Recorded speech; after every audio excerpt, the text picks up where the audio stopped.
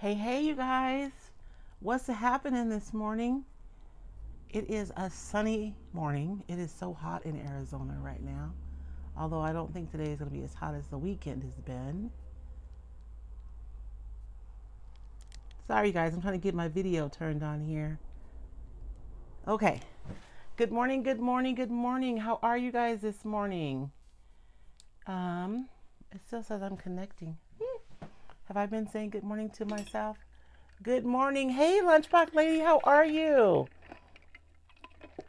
Girl, I'm a hot mess this morning. When you guys see my table, you're going to laugh because it is a mess. I'll be honest with you guys. I have not had like a ton of time with the new products just because we've been so busy. We had a community event this weekend, and David and I are both have positions of leadership with the local chamber of commerce. So we were there volunteering Friday and Saturday, recovering on Sunday, and then we leave for Wisconsin tomorrow to go to Sonnet's art retreat. So in Appleton, Wisconsin. Good morning. Good morning. Hey, Christy, how are you? Hey, Mince. Hey, Flea, how are you? Hello, Miss Hawkins. How are you doing this morning? Is it Miss or Mrs.? Oh, man. Let me see. I have so much stuff on this table, y'all. But I know you guys want to get to the goodies, so I will get started. Need the inlay, I can already tell. You know, the inlays are interesting. I know that there is a lot of fear associated with the inlays because they're different, right, than products that we're normally used to. I think they've only been on the market maybe right at 2 years, which sounds like a long time, but it really isn't. Um, and so I think there's a lot of uneasiness with them, but they're wonderful because you're literally painting. And so you have all of the flexibility that you would if you painted something with the inlays, which the transfers are wonderful, right? But they do have some limitations. Um, oh, thank you. Thank you. Hey, Kim, how are you? Good morning, Robin. Is it still morning? It's still morning.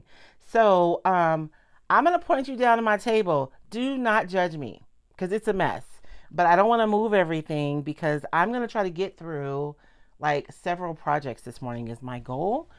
Some of them are super quick. Some of them take a little bit more time, but we're going to try to get through them all.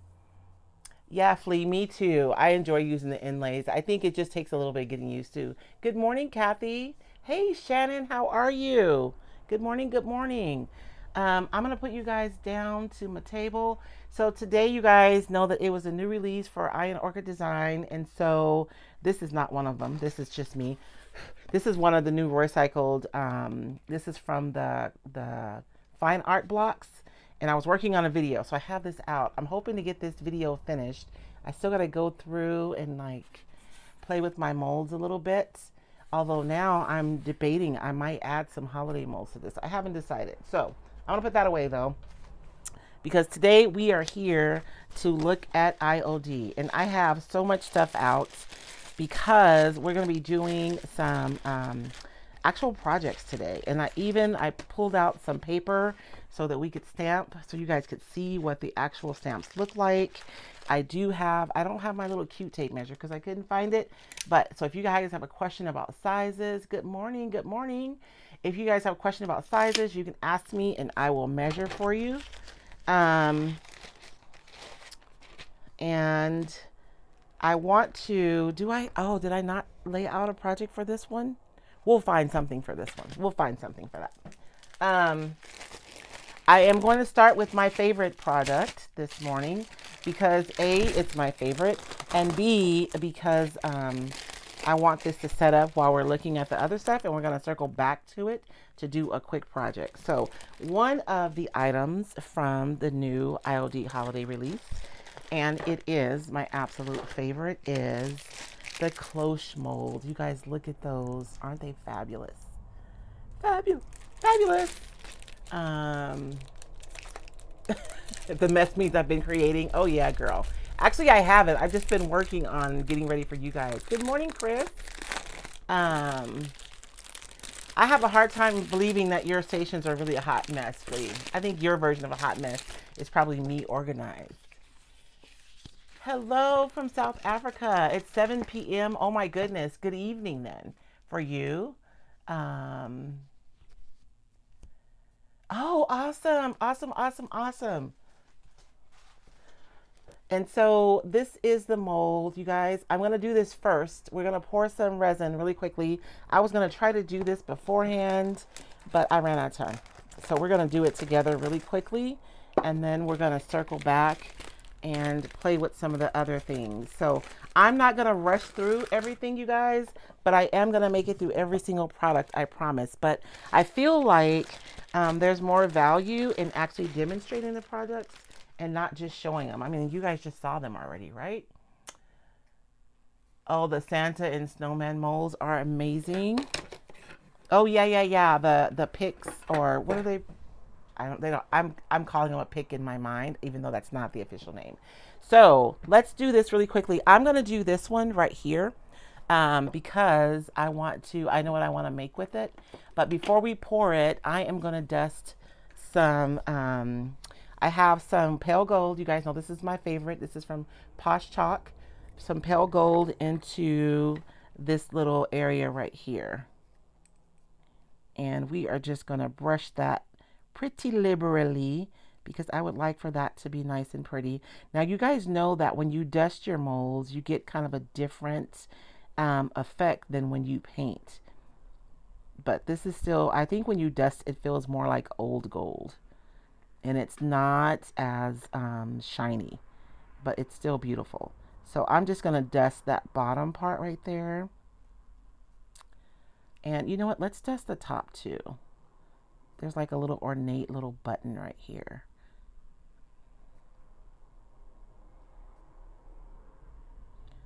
And I'm being generous with this in hopes that I'll end up with something a little more saturated. But I have a feeling I'm probably going to paint this too.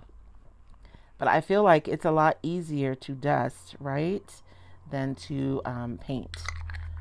And I'm actually going to wipe that off right there because I should have just left it the way it was. I don't want to have to paint my mold. I'm being lazy, you guys. Okay, so that's it. I just dusted that with a little bit of, let me bring you guys in a little bit tighter. I have my second cheater camera up, so I don't have to be so far out. Okay, so I just dusted the bottom. It's like super ornate right there, right? And then there's a little ornate bit on the top, and I dusted that. So I'm going to pour resin in this mold. I won't be able to cast all the molds today because, believe it or not, child, I am running out of resin. I don't even know how that happens. So I have my little, oh, my poor little cup, y'all. She's been through so much. I use these silicone cups when I'm working with my resin because it's so easy to clean them out, and then I'm not throwing away something every time I cast molds, right? So this is a lot more sustainable. Oh, there's actually resin in here. I'm gonna show you guys how I clean it. So if there's a little bit of residue in there, I just squeeze my cup, look, and it just pulls right out, and I'm like good to go and ready to move on to my next project. So that's why I love these cups. Flea said I cancel several subscriptions. A shoe order, oh my gosh. When will the tapers be back in stock? Are my tapers sold out already? Oh my goodness. You guys, I love the Posh. And the reason why you guys see me using this particular pigment all the time is because it's so fine. Like, it's not glitter. You know what I mean? Like, it's super fine. It's crushed up really fine. And I think that's why I love it so much. So I am using a casting resin. So this is not an epoxy resin. It does come, you have part A and part B, and you have to use equal parts of both. Anybody wanting to send me a link to their Etsy store? If there are IOD people on here, you guys can put your links. Because honestly, I don't have a ton of inventory. I don't have a ton because I don't have a ton. So if you're here, then any tips on bubbles? You know what, Robin? If you add heat, you can get rid of your bubbles. So you can use like your heat crafting gun, because what happens is the heat makes the bubbles rise to the top and pop. So so some people I see they mix their resin in two separate cups, but I'm lazy. I'm gonna put both of mine in the same cup. I have my lines marked with a pen because I'm blind, y'all. They make everything for young folks' eyes, and I don't have young people's eyes. So I marked my cup, and I'm looking for a popsicle stick, and I'm not finding one. I couldn't find my stir sticks. I'm gonna cheat. I'll just use one of my sticks for the transfers. So I'm gonna put both equal parts of part A and part B in my cup. And the cool thing about the newer molds is it tells you exactly how much resin that you're gonna need right here. So this says 56 mil is what I'm gonna need. I agree, Amanda. It is fabulous. So I'm gonna put, I need 56 mils. So I'm gonna go ahead and pour 60, 20. I'm gonna go ahead and pour 60 mil, and let me pull out a mold. This is what I do, you guys, when I am, if I have, I like to have an extra mold set out so that if I have extra mold, I can just pour something.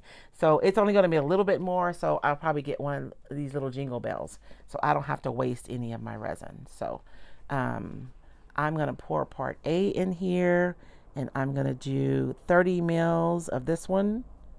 I like to hold it at eye level so I can get a more accurate pour. And then I'm going to pour in 30 mils of part B.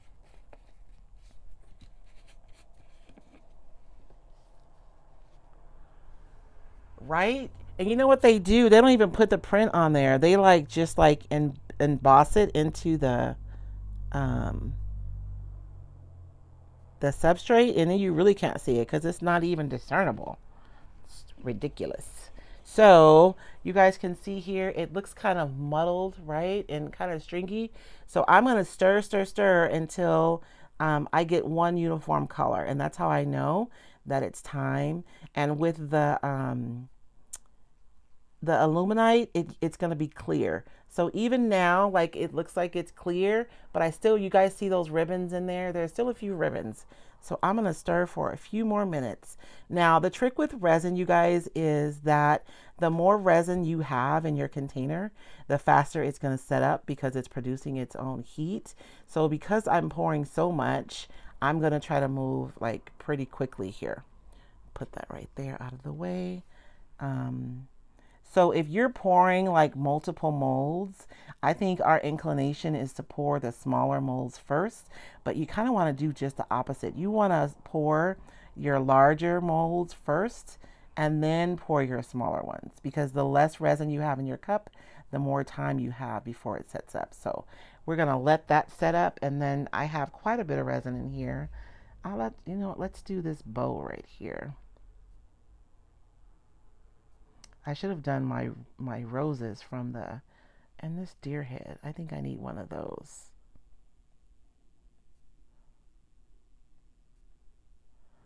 And I know sometimes you stress out when you're pouring this deer head mold.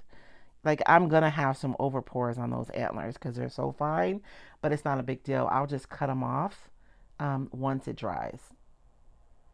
You guys know what crafting, we can fix anything, right? We can make it work, as Tim Gunn says on Project Runway. And that way I didn't waste any of my resin, right? Because I was able to pour some extra molds, and they'll go in a container over here on the side. And in the future, when I'm working on a project, I will generally go through my container first before I start pulling. So I'm going to stick my little stick to the side here so that it'll be easier for me to pull that resin out later. So we're going to sit these to the side though and let them do their thing. Somebody asked about bubbles. You can use, if you're just stirring and not shaking, you shouldn't get a lot of bubbles, but you still can use your heat gun to get rid of some of the bubbles. But you guys will note that I want to show you guys something really quickly. This one's already setting up, right? And these smaller ones are barely starting to set up. So, and the even smaller ones haven't even started setting up yet. So that's what happens. This one's producing its own heat, so it's setting up really quickly. And we're going to set this one to the side and do a couple of quick projects together. So that's the mold, the como se dice, the cloche, which is my favorite. The next one that we're going to work with right now, you guys, this one's called Kitschy. It is so cute. We're going to go through each page and look at it together. This is like super fun, vintage Christmas. I bought the sewing button mold and used all the extra bits in those. Yeah. Is it the resin in your... Yes, Felicia, the resin is in my Amazon store.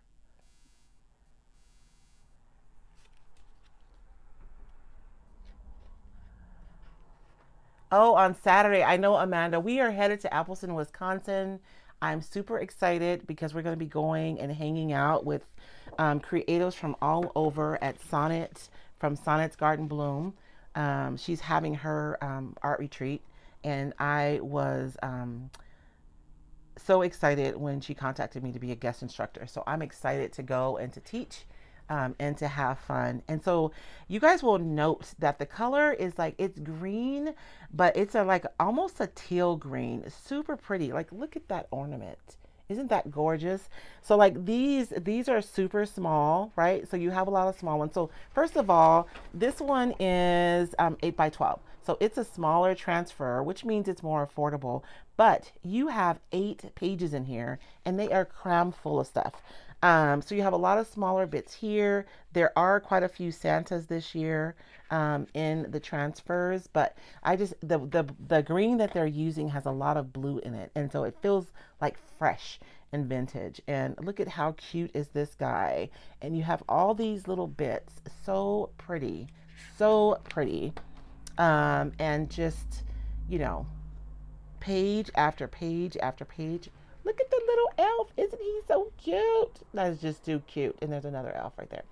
And so there is so, I mean, they're chock full. And so for your small Christmas projects, you have tons in this specific transfer. I'm trying not to get it in the resin, y'all, so I'm trying to be careful. This one isn't specifically Christmas, but it still feels like the holidays, right? We have our deer again in a smaller scale. How sweet is she? And candy pieces too, you guys. Lots of candy in this one. The transfers are always so packed. I know, right, Amanda? Hey, Don, how are you?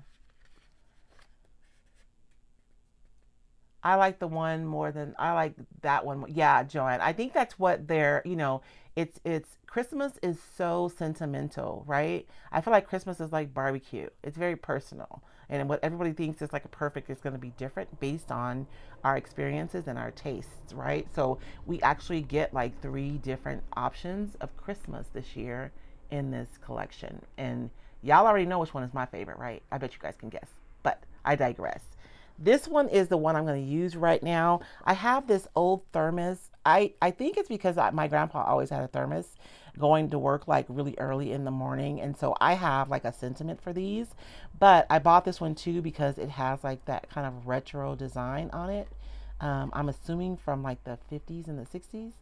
And so I wanted to put a transfer on this. And I want to show you guys how quickly you can make something over.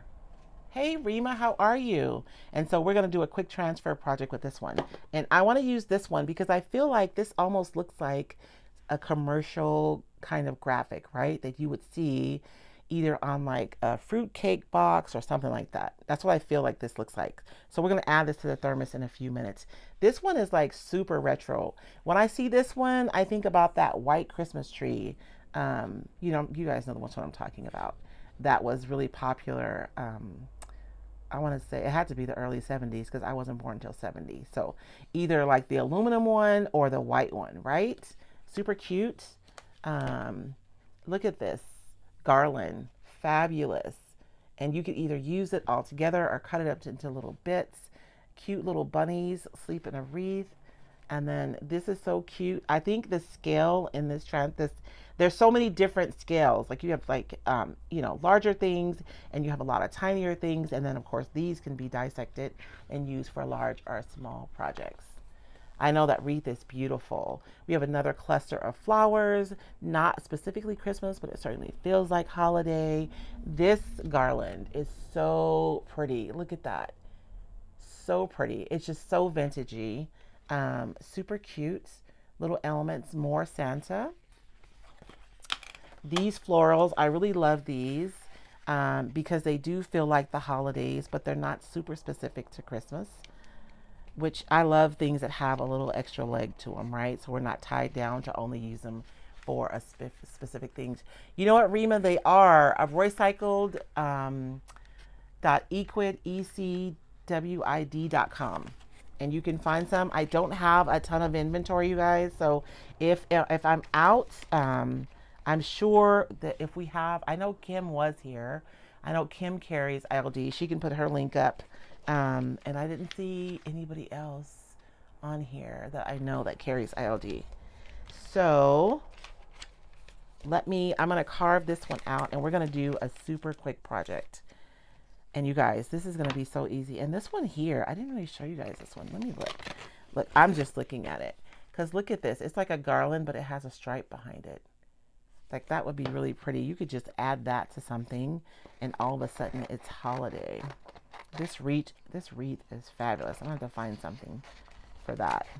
This just reminds me of the old glass ornaments from the 60s and 70s too. This wreath does. I mean, it does have glass ornaments, but I mean, just even the color combinations are on there. I wish my husband joined me. I was going to ask him because he's actually off today because we leave tomorrow, but he offered to go get me breakfast. So I think he did that so that he wouldn't have to come with me. So I have my thermos here that I'm going to use. I'm going to try to use this little non-stick pad. For my members, this is what I wanted to use on my jelly plate that I couldn't find. So I'm going to use that and show it to you guys next week. So this is just a piece of transfer. I don't have to worry about fussy cutting it, right? Because the benefit of the transfers is the only thing that transfers is the actual artwork. So you don't have to worry about kind of background. So I think I'm just gonna, it goes a little bit, I wanted to cover the logo that was there, right? So I put it a little lower. I could have put it lower if I just didn't want this, but I think that's going to be cute. Now, you guys see what's happening here? I'm putting this down, and it's not laying down because my surface is round. You can alleviate some of that tension, kind of like we do with our decoupage, right? Just by going in and putting in snips in your backing sheet, and that will release it so that it can lay down and not fight with you so much. Easy peasy, lemon squeezy. So kind of like darts, right? Like when we're sewing. I always say that everything we learn in creating is really, not everything, most things are transferable. And so you don't have to drop something that you used to do a long time ago. You can just hold on to it and keep it with you, because chances are there's either a product or a process that you can bring into whatever your new creative endeavors are. Right? That's going to be so cute. Hey, Mary. And this is like super quick and easy, right? It's not going to take a lot of time. It's like one of a trillion pieces of this one transfer. So like if you're someone who has a booth or you're selling your things, this is a really quick and easy flip, right? You just want to make sure you seal it really well. And I'll just be using Wise Owl's varnish on this because I will probably have this in my whatnot sale next week. Now, if this had been like one of the, I sold my red one. I had buyer's remorse as soon as I sold it. But I sold it on whatnot week before last, my red thermos. Because there's so much green in here, but I think it's still going to be super cute because there's a lot of red too. So I'm just going around. If you've never used a transfer before, it's like a micro thin vinyl, And hey, Trish. Rolanda, you can find it at roycycled.equid.com. Um, let's see, you guys are all on Facebook. I was going to give you the link, but I was going to show you the QR code, but that doesn't help you guys, does it? But I will put a link up as soon as we pop off. And I do not have a ton of inventory, you guys. Sorry. I am just between my membership and the whatnot auctions on Fridays and having the wholesale with the Roycycled decoupage paper.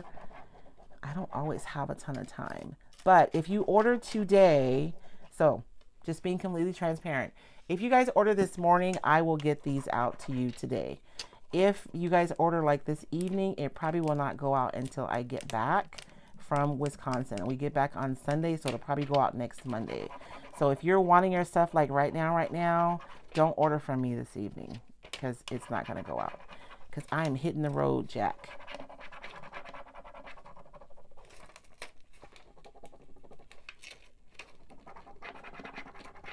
And I did clean the surface of this with alcohol, just regular isopropyl alcohol, earlier to make sure that it was clean from any debris or anything like that. So you can transfer on, you can use your transfers on your thrifted items without having to paint first. If you have a surface and you're not sure, right, how well it's going to transfer, you can use a coat of like a clear sealer first and then let that dry completely and then transfer.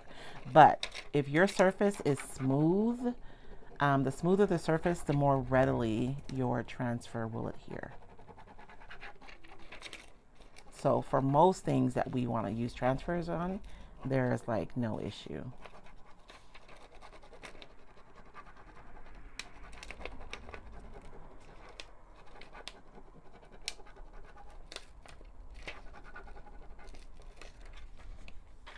And so now I've gone from having a plain thermos, right, to having a Christmas thermos. How doesn't that look like it should be on there?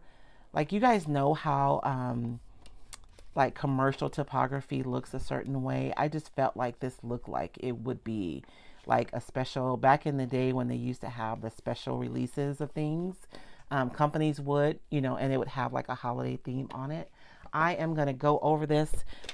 So I am going to just take my backing paper because it's really smooth, and I'm just going to go over this. And all I'm doing is making sure that there's really good contact between the surface and my transfer so that I don't have any adhesion issues. So you guys will note that several things I did to reduce the chances of having any adhesion issues. I made sure my surface was clean and it doesn't have any oil or anything on it. And I went through afterwards and just kind of rubbed it to make sure that there's good contact. So there's not any air or anything under that. And I have my silicone cup here,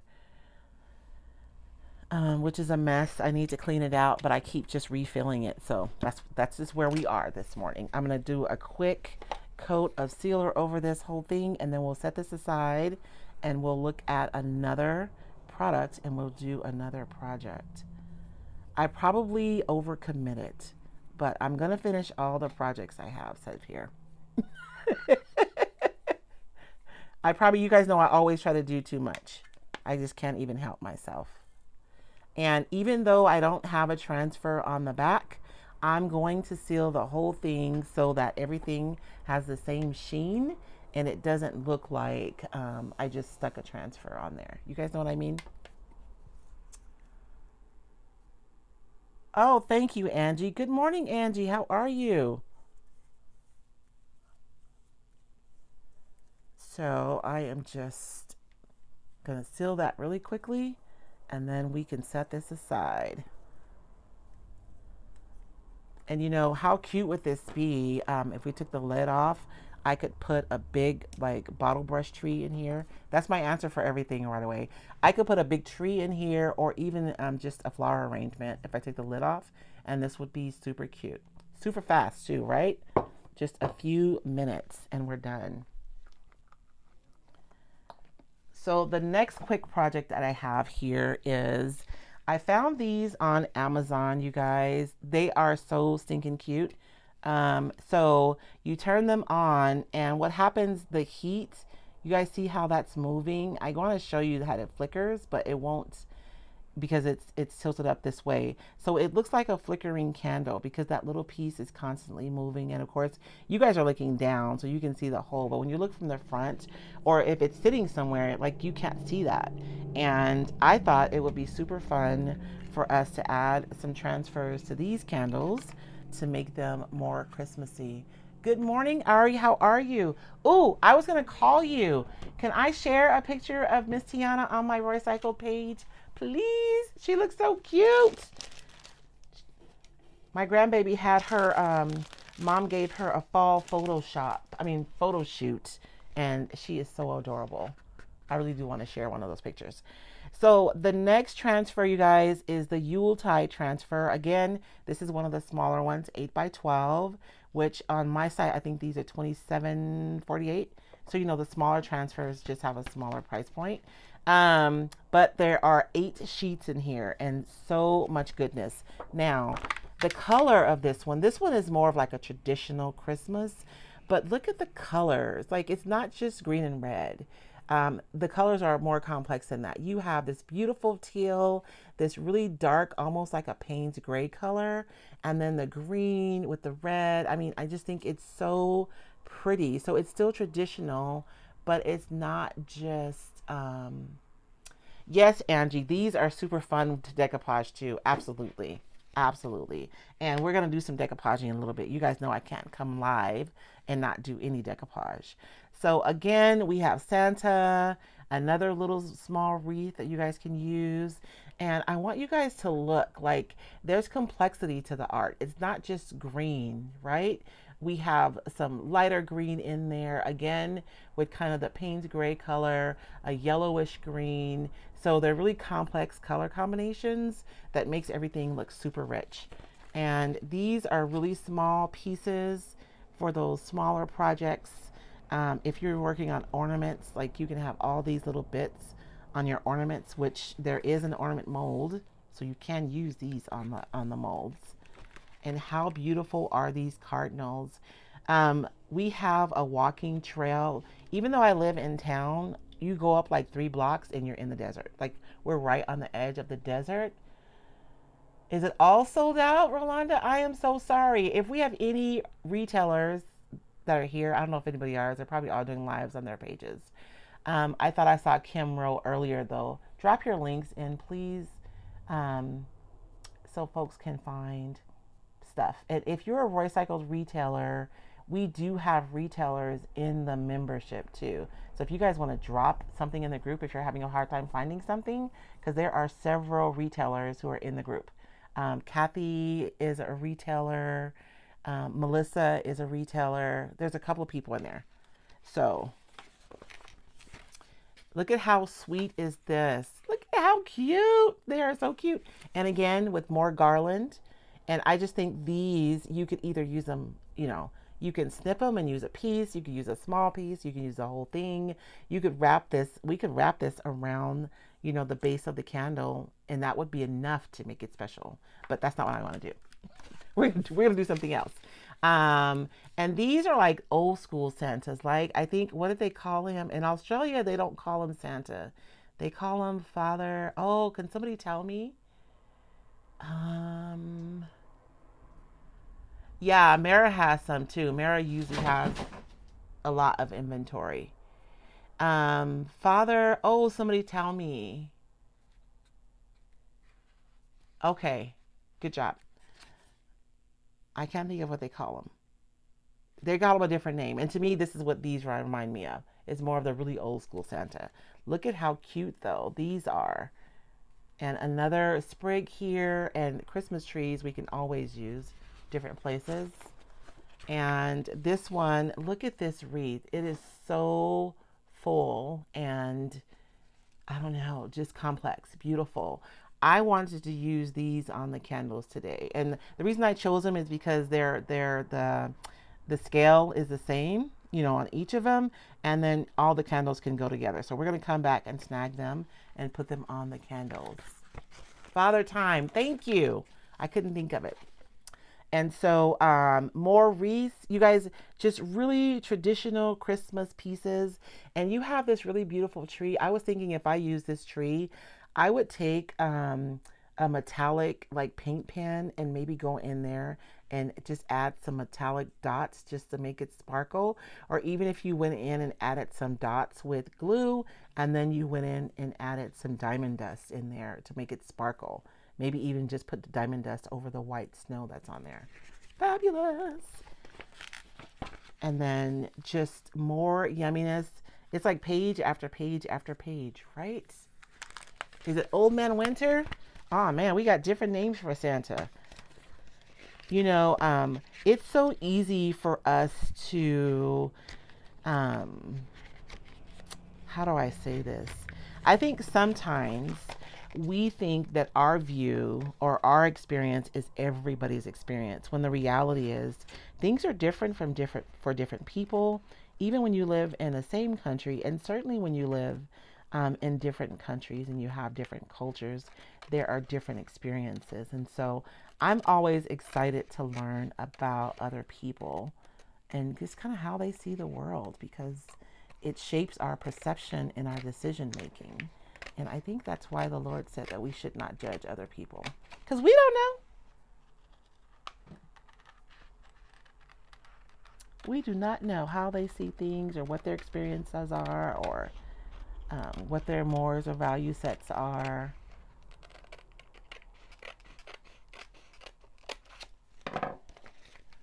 Okay, so I am just, whoops, make sure I get those back in there.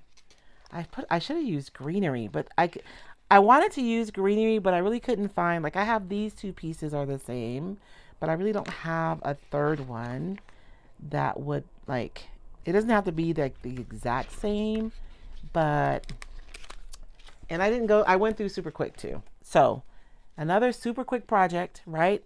A way to bring Christmas into your home quick and easy. And I love these faux cameras because the older I get, the more forgetful I get. Y'all, I was cooking eggs the other day and I just left the stove on. I don't even know. I should not be trying to do more than one thing at a time. Father Christmas, Father Time, Saint Nick, right? So I am going to, and again, I did go over these candles. Oh man. Whew. She was on there kind of crooked. Before you rub your transfer, make sure it's where you want it to be, because you might not have the option to reposition it. She's still kind of crooked. We're just going to pretend that she's flying a little bit with those wings. She's just kind of hanging there crooked a little bit. These candles are fairly smooth, so I do anticipate this transfer is going to go on pretty quickly. Did you guys have any questions? Hello, Elizabeth. How are you? If you guys want to know the measurements of any parts of these, you can ask me and I will measure it for you with the tape measure so you can see it. Because I know if you guys are like me and you're super visual, someone tells me something is 2 inches. Okay, that's nice, but I need to see what 2 inches. Like, I know what 2 inches looks like, but I still need to see it.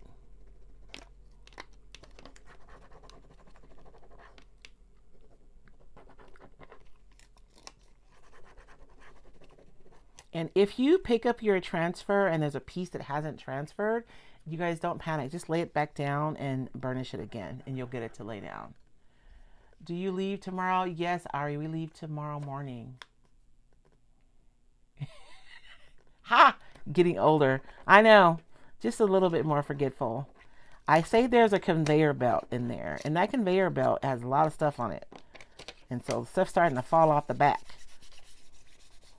But how cute is that? And then, when you turn it on, you see how that glow is right above there. And of course, if it's dark, that glow is going to, it's going to come down a little bit lower than that. But how pretty would this be, like sitting on a gold tray with some greenery around it? All I did was just clean it with some alcohol before I transferred. But I will go over and seal this though, after I'm finished. Oh, good, good, good, good. How adorable is that, right? And so, do you guys need me to do the other candles or can we move on? You guys let me know. I'll do at least one more. And I'm putting the candle. The candle has like this low side, and that's the side that I'm putting the transfer on. Easy peasy lemon squeezy, right? And because these don't get hot, I don't have to worry about anything melting.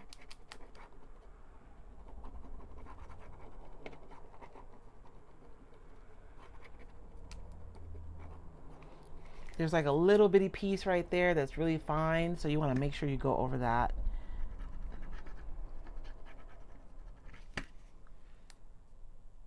Move on. Okay, I'm going to move on. Let me finish this one, and then we will move on to the rest of the stuff.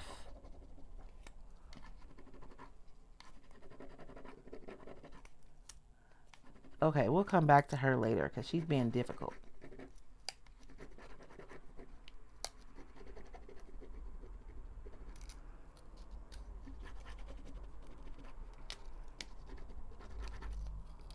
I say that, but I have to finish, you guys. My brain is like not gonna let me move on until I finish this one. So I'll transfer this one and then we'll move on. Do you guys do that? Do you like have to finish stuff?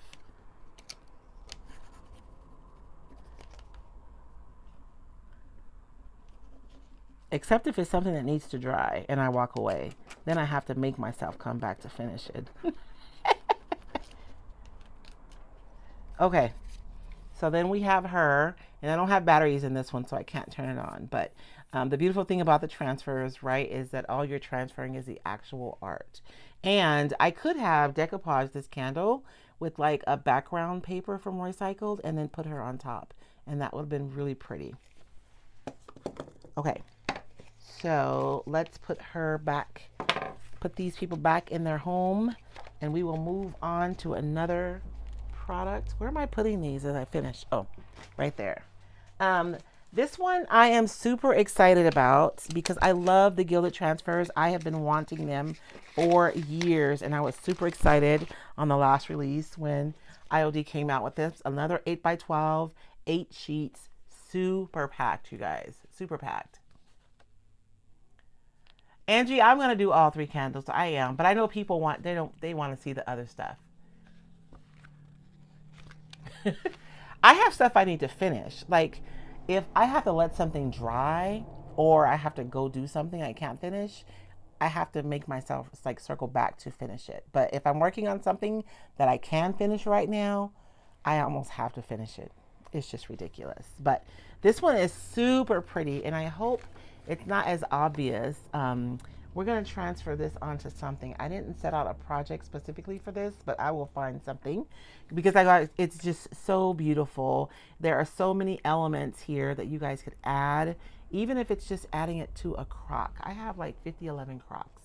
Surely I have a crock in here somewhere that we can put a transfer on really quickly. I'm going to look in a few minutes. There's a tree line here. How pretty is that? And so this one's like, you know, you have the ground and then the trees. Another tree line. This one's really pretty, just kind of a garland. Like each page is packed with yumminess. These are beautiful, kind of like labels. These are really, really pretty on a tag. I'm like eyeballing some tags over here. Okay, I have a tag, so we'll do something small. And I have this piece of garland here. And so this angel, we have an angel here on this page.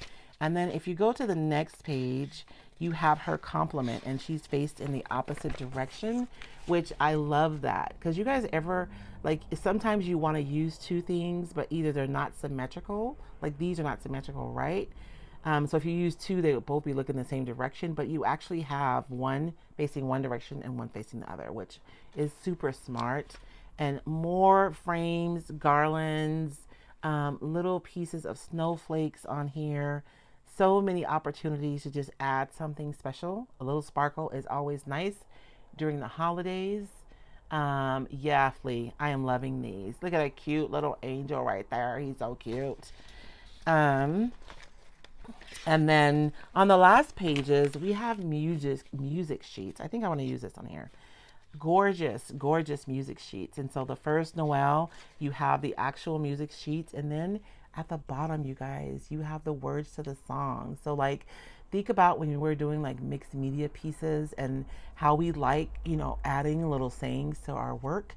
Like this is a really good way we can cut out something and add it to a mixed media piece. It'll be beautiful. What child is this? So beautiful Christmas songs about the birth of Christ, right? And then here, "Oh Holy Night," the stars are. I'm in this. The song is in my head. Are brightly shining, right? In like script, and this is a larger scale, super pretty. And then we have Luke 2:9-14 in handwriting here on the bottom. So this is a beautiful transfer.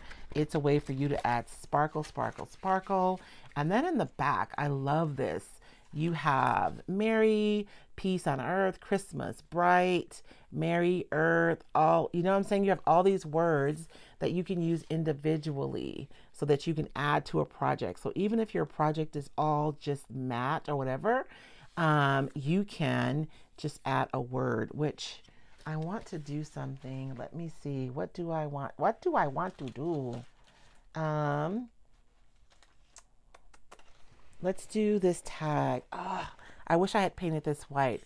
I'm going to paint this white really quickly, and then we're going to circle back to this. But let me put a coat of white paint on here because I'm going to want to decoupage this. And then we're going to put the beautiful Gilded transfer on the top of some decoupage. Y'all thought y'all was going to get away without no decoupage, didn't y'all? Y'all should have known better.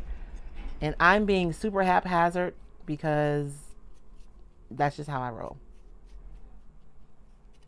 David made a point the other day. He's like, when you first started doing lives, you had all your FIFO bottles and you were so organized. I was, y'all. I don't know what happened. Do we order these now, and how much? You know what, Trisha? You can order them. You can look at roycycled.equid.com, although I think I might be sold out. But if you message me, Trisha, I can send you some links of some other retailers who have stock. Because honestly, you guys, I don't know. IOD like does these releases, and everyone gets mad because these releases are limited and they think it's done on purpose. But I'm going to tell you, as someone who does wholesale, we have to plan like out to the future, but we don't know the future. Like it's like having a crystal ball and hoping that you're correct in what customers are going to like, which items are going to be their favorite. Like you just don't know, and you don't want to over order because you could end up with like thousands, tens of thousands of dollars of stock on your shelf if it doesn't sell. So it's a balance. And so I do not believe that the limited orders are like super limited on purpose. I think the IOD sisters are just trying to anticipate what customers are going to buy, and it's just hard to do that. So but you can buy these. I do have some on my website, but I should put a list of retailers on my page for you guys, because I did not buy a ton of inventory. I just did not. Let's look at, is that all the transfers? Oh, we're going to save my favorite transfer for last, so we'll circle back. This is so stinking pretty. And you guys, do I have enough resin? I do. Should I cast this one for you guys? Trisha, you can message me right here on Facebook. So you're watching on Facebook, you can go to message and send me a message. And you can either message the Roycycled page or you can message me at Royce Hunt Bell. I think that's what I am now. So this one is super pretty, and I want you guys to note the texture. So when you pour this pumpkin is not going to be super smooth. There's all kinds of yummy texture on here. And for a sense of the scale of this one is 4 inches wide And just now, I'm not counting the stem, just the top of the pumpkin. So it's like 4 inches by 3 inches. So it's a good size. And again, you have like this wreath laurel. And these leaves, you guys, like I know that they're pumpkin leaves, but these leaves can be used on so many different projects. So if you're doing a fall project and you just need leaves, like this is going to be beautiful. I kind of want to, oh, you guys didn't answer if I should, I'm going to do it. You guys didn't answer me. I'm going to do at least one set of leaves. I hope I'm not missing comments because I'm not seeing any new comments. I'm going to dust this. This is Amy Howard's mica powder, and this color is called, I forgot. She takes it off on the side. But it's like a bronze color. So it's not gold. I think this is beautiful for fall. So I'm going to dust this one with this bronzy color. And then when I pop it out, Posh has this orange gold. And I think if I brush that over the top of this, it would be fabulous. So I'm supposed to be in the warehouse packing orders right now, you guys. But I'm hanging out with y'all. And I think I'm missing comments. Am I missing comments? Let me... I'm going to do something. And I don't have another device. Dang it. I'm sorry. I'm assuming it's going to catch up with comments. So if you guys are commenting and I'm not answering, I apologize. For some reason, I'm not seeing any more comments. And my husband didn't want to come in with me today, so he's not here. I should call him, huh? And be like, help! You know what, Ari, if you're watching, call David and tell him I need his help. Please. My poor husband. Okay. So I dusted that like super liberally. You guys see I dropped a lot of pigment in there. And let's do another resin pour. So I probably could have had this one. Well, I didn't plan on doing this one, but it's so beautiful I have to. I'm not seeing comments. Oh, man.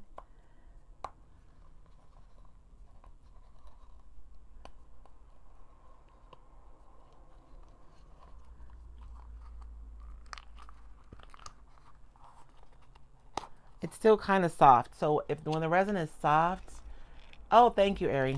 When the resin is soft, it's a little bit more persnickety to get it out, but you can still just pull it out. But that's super easy, right? And I like the sustainability of this cup because I'm not throwing it away, you know, and using something new. Can't wait to receive the new items. Looking forward to playing. Right, Flea? Let's see. I need 24 mils for this one. So I'm going to go ahead and pour. Man. I'm going to go ahead and pour, let's see, 10, 20.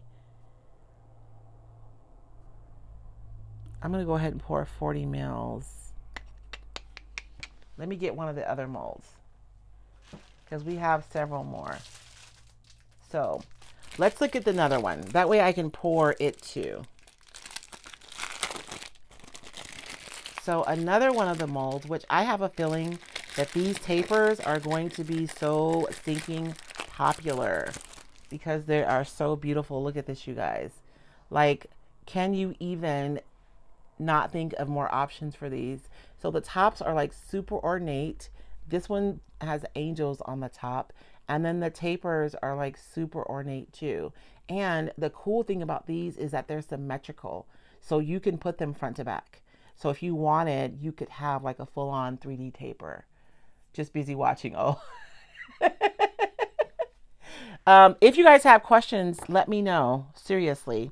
And I'm going to pull out 3 molds really quickly so we can pour all of them. And then that way I don't have, not waste, but you know, like this right here, the one I poured, I'm not necessarily like excited to use today. It's going to go in my bin. But I could just pour a little bit extra and we can actually, it could actually be something we're working on. So let's pull out both of the picks. And the other pick is the Christmas tapers. And I'll show this one to you guys too. And then I will measure these so you guys can see the size.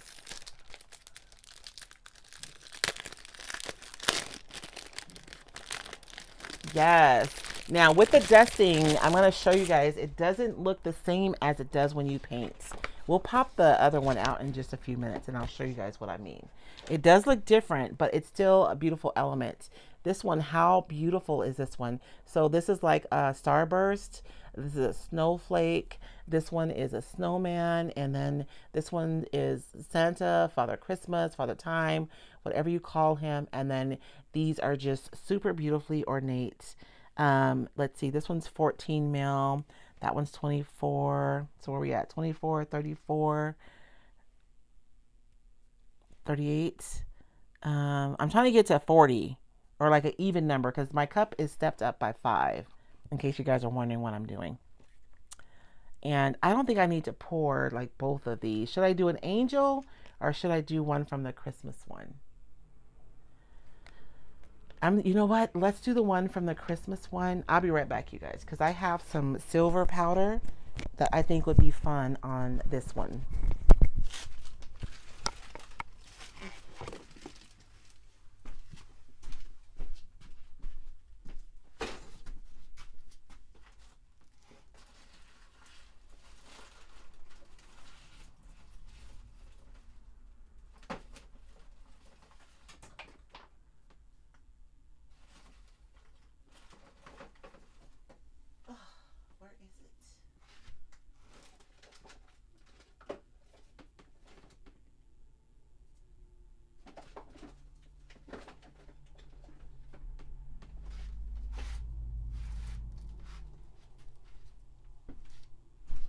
Dagnabbit.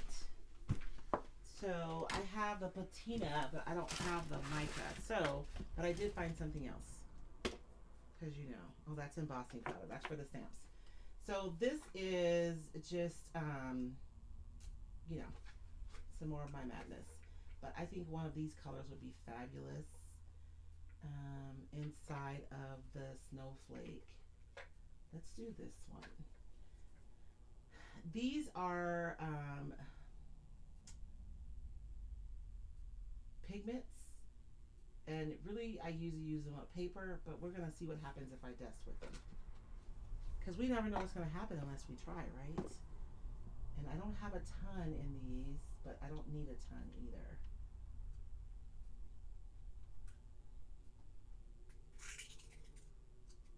Look, I'm cracking things open for you guys. Oh, my mic. Thank you. Help a sister out. Do the angel, Angie. I'm sorry.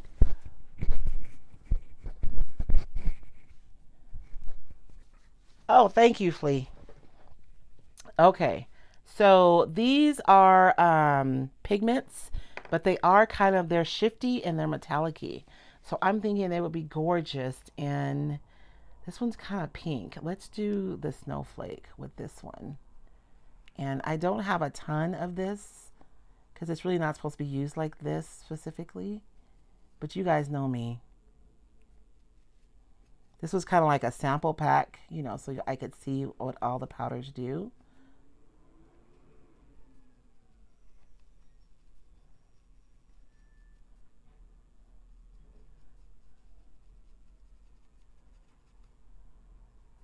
And I know I said I was just going to dust the top, but again, I have to finish. It's a thing. So we'll just kind of blend that down to the bottom.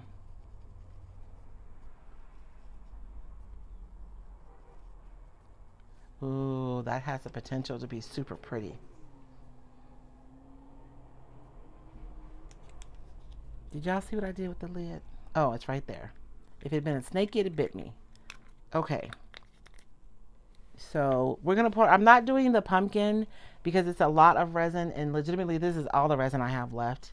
I don't know how I ran out of resin, but I'll order some more when we get back. So I'm going to pour both of these. So I'll do 50 ml.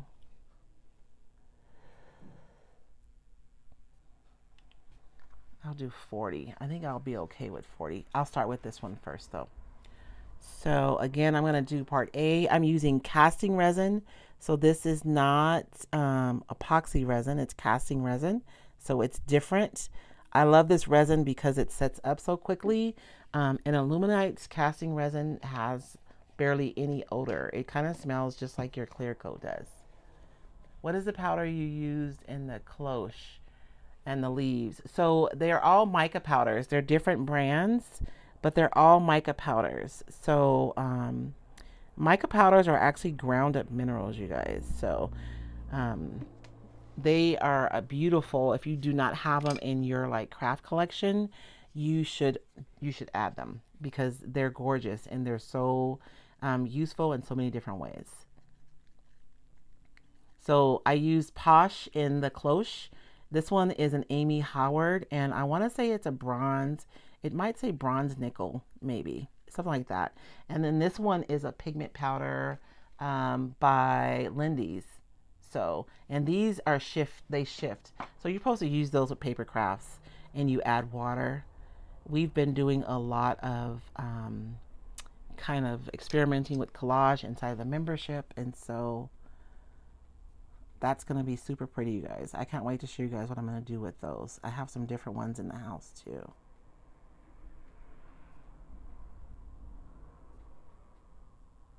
So I know I don't have quite enough, so I'm just going to like fill this one just enough to cover the bottom, and then I'm going to go fill this one. And did you guys know you don't have to fill your whole, like you, if you, sometimes I want my mold to be a little thinner, right? I don't want the profile to be as tall. And so I won't fill it all the way. It's an option. I was talking to my assistant about possibly doing like a deep dive on molds. I don't know. I bet you I have enough to do this Laurel. Although I'm probably running out of time. So I'm going to pour fast.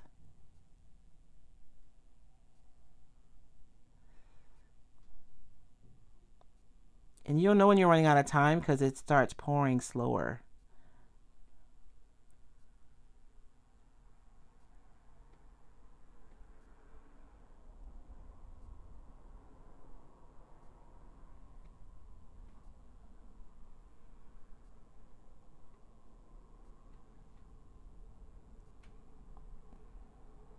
I have a feeling this leaf is going to be beautiful. Beautimus! I could have just went back and filled up my leaf too, huh? Okay. Somebody asked about bubbles earlier. I, generally speaking, don't get bubbles. Um, but if I did have bubbles, I could use my heat gun to try to pop them. Look, I got bubbles here. Just because I said that, I got them. And so, same as before, I'm going to stick that on the side of there and put that over there. But let's pop this one out. It's completely cured. I know because it's not warm anymore. And so I can just pop it out. If you're working with a mold and you're working with something denser like this, you can just pop it out like this. But if you're working like when we pop out this deer, I'm going to show you guys, I'm going to do it a little differently to kind of improve the odds of mine not losing. You know, when you're working with something finer, it's hard to lose bits. Oh, good, Carol. It's always fun to find a new way to find something we already have, right? Ooh, that would be awesome. An ombre would be beautiful. What is the powder you use? Okay, so you use. Was also hoping you'd pour an angel. They're just gorgeous. Let's see. If we have time, I'll go back and I'll pour an angel. Um, Let me get through everything and then we'll circle back. And so you guys can see how, so it's beautiful, right? It's gold, but it's not the same as when you paint it. And I do want to show you guys that. I have a piece of my little mat here, and I've been using these as my palettes. Another sustainable way to craft so that we're not just throwing stuff away. And with the amount of crafting that I do, I really do save like a lot. So I'm running out of room, y'all.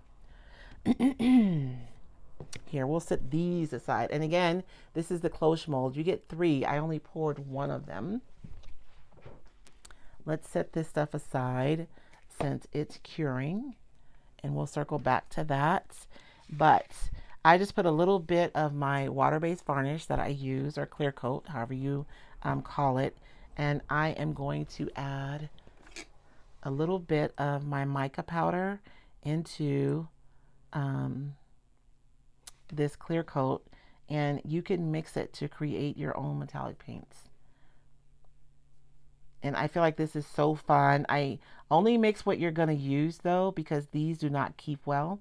They'll separate, and I think the mica powder probably speeds up the drying of the sealer. So I really always try to only mix up what I'm actually going to use because it doesn't last. Carol, I'm using aluminite casting resin is my personal favorite. And this one sets up in 7 minutes. So it's nice. You're not having to, like, sprint to get it all mixed together, because you do have, a little bit of an extended mixing time, more than like with the 2 minutes. But it's still fast enough if you're impatient like me.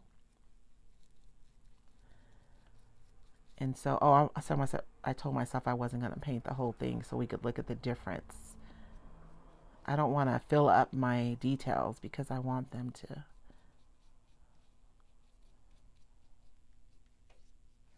And let me dry this really quickly so we can look at it and you guys can see the difference between when you paint. Where is my dryer? And yes, Felicia, I have a hook for it, but it's not on there.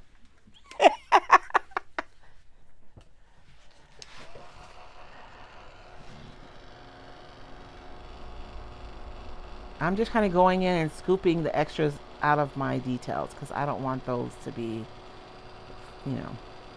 filled up.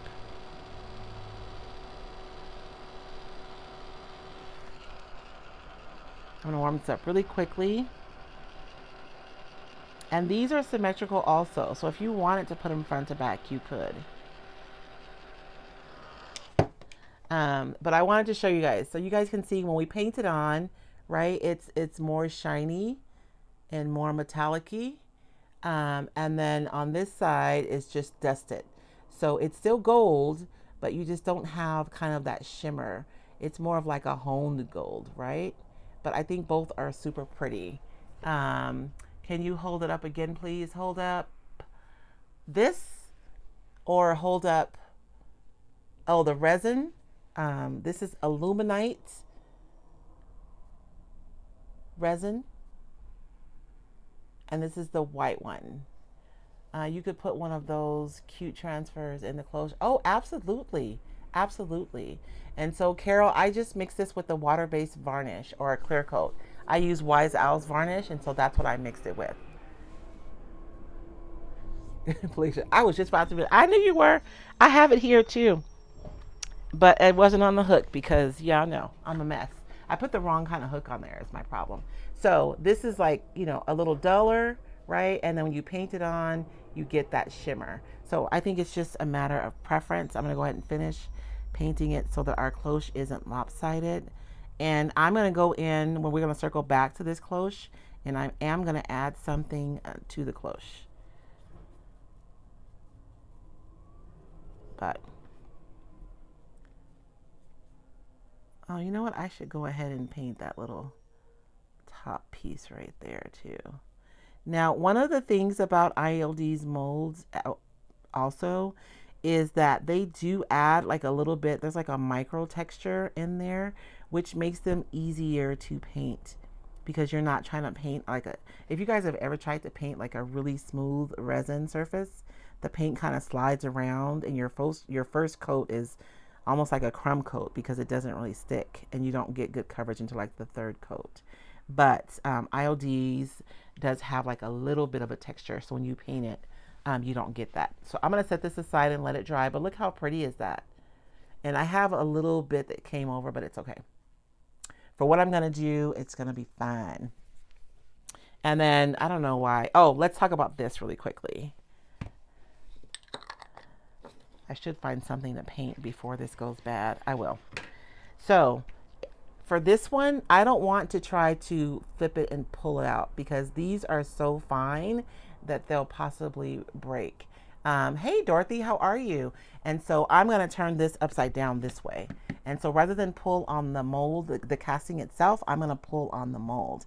And that is going to diminish the odds of my breaking my antlers like significantly, because I'm not putting pressure on my antlers. I'm putting the pressure on the actual mold. And you guys noticed that I had overpores, right? My antlers aren't perfect, but it's really not a big deal because I can just go in and just snip off those overpores really easily. IOD has a micro like ledge on theirs, and so it's already like kind of almost cut. So I'm not having to cut through a big old solid thing of resin. I'm just literally snipping along the line that was already created by the mold. And so if you have, because I know that the horse's legs on the, I can't think of the name of it, was a mold of contention with a lot of people. This one with the antlers. So when you have these finer pieces, you can turn your mold upside down and pull on the mold rather than the casting in order to be able to kind of get these more delicate items out without breaking them. And so I'll do something with him. I don't know what. This is the last year's Christmas mold. But I had extra resin, so I went ahead and just filled these up. So I'm going to set this guy aside because we're done with that. And I'll put those in my little jar. Let's see. This one is still a little bit warm. I don't think it's ready yet. So while those casts are setting up, let's look at another mold. Will the mica powder mix with the other mediums besides Big Top or varnish? Rolls with any water-based medium it's gonna mix with. So like if you have a gel medium, like maybe you're someone who has gel medium on your table, you can absolutely mix it with this.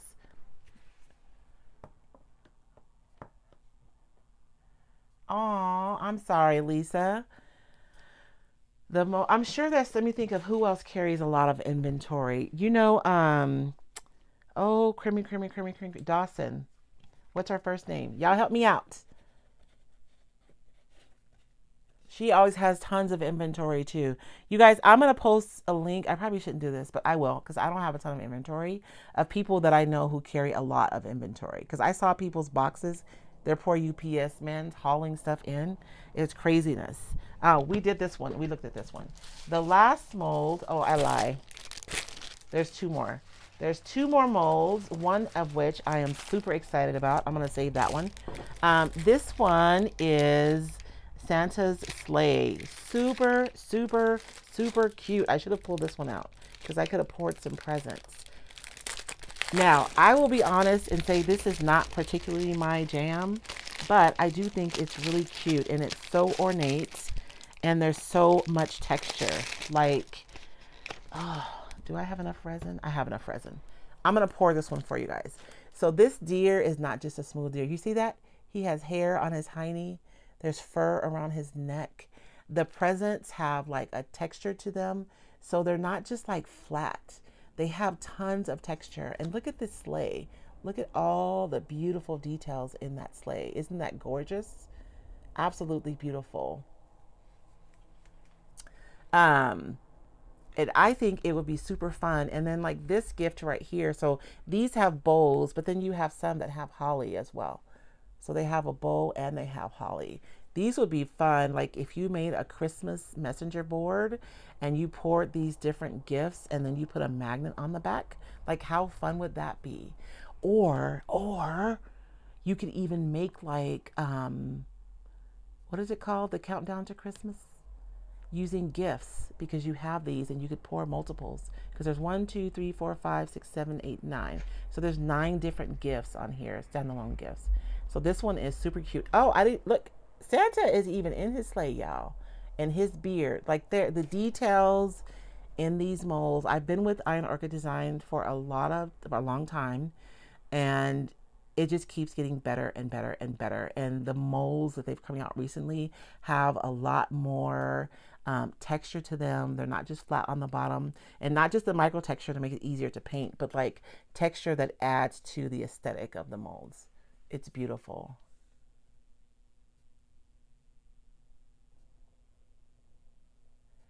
Will mica change a white water-based paint into a mica color? I believe so, Lisa. I am pretty sure.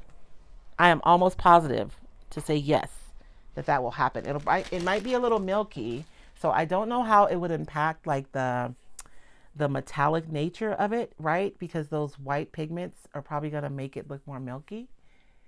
So it might, I think that's why it works. I think that's why a lot of us use the clear coat instead of the white paint. Now, if you have a colored mica, it's going to change the color. It's a pigment. It's going to change the color. But if you want to maintain the metallic quality, you may lose that in the white paint. Advent. Thank you, Susan. So for this one, we dusted it with pigments. Now these are like magical, these are shifting pigments for like paper crafts and stuff like that. But y'all know me, I know no barriers, and you know, we lose stuff, we use stuff the way we like. And so you can see this one isn't as, I didn't put as much either though. It's not as evident. But I wonder, I think Posh has a pink pigment though. I am pretty sure. Oh, you know what they do? Posh has this gorgeous retro pink pigment and it's metallic. I'm going to look in my stash to see if I have any, because I think that would be beautiful with something like this. This is super subtle. And again, that pigment really wasn't made for this kind of stuff. I was just testing it out to see what happened. It's not, and I didn't put a ton because I don't have a ton in there. It's not awful, but it's not super like, you know, evident like the other ones were either. So I am going to pop out these leaves. I know I'm crazy. I was more excited about the leaves than the pumpkin. The pumpkin is beautiful. And you guys see that texture? Tons of texture in that pumpkin. These leaves though have so much detail, and I just see myself using them in so many different ways. So you see how that pigment gives me this beautiful base. And then I don't have my orange gold here. I think I have it at my warehouse. I moved everything to my warehouse because, I don't know, my family wanted the house back. And so I can't just go grab stuff off the shelf anymore. But this is Posh pigment powder, and this one is copper. And it's an interesting copper. It's really pink, kind of. This particular copper is. I'm off camera. Sorry, y'all. So I'm going to take this and just mix it with a little bit. I'm not going to put a ton. Just a little bit of my varnish. And I'm only going to need a little bit. I might mix. This copper is super pink, which isn't awful. It's just sometimes that's not what I'm looking for. So I'm going to mix a little bit of this gold in here and see if I can get closer to what I actually want. And that's good too, because I don't want to waste that gold anyways. And I'm just, this green has like really orange, como se dice, like undertones. So it's going to help to just kind of knock that back a little bit. And I'm using my fingers. I know somebody's going to fuss at me, but this is how I roll. And I just want to brush over the top of this.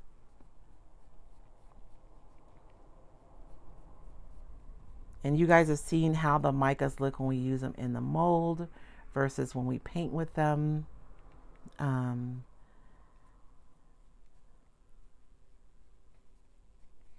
we can do the same thing with this mica here. You know, I have like a little spoon that I found at the thrift store. I think I'm going to bring it out here to use with my mica powders. I feel like a chemist today. What color did you put? Lisa, I used Amy Howard's. I think this one is called Bronze. Is it Bronze Penny? I think it's bronze. It's really pretty because it's dark, but it's metallic. It's pretty. And this was what I used on the leaves. And so you can, you can use, right, just in your molds like that. But if you wanted it to be shinier, you could do the same thing that we've done with the other mica powders. And you could mix it with some clear coat. And paint it on, and you're going to get more of the kind of that metallic sheen when you paint it on versus what you get when you dust your molds. And somebody talked about earlier about using like an ombre when you're dusting, and that would be really fun. This brush is going to be too small. I don't want to get, oh, you know what I'm going to use? Well, no, I want to paint these. I'm sorry. This is fine. You guys, this brush is so jacked, and it is my favorite brush.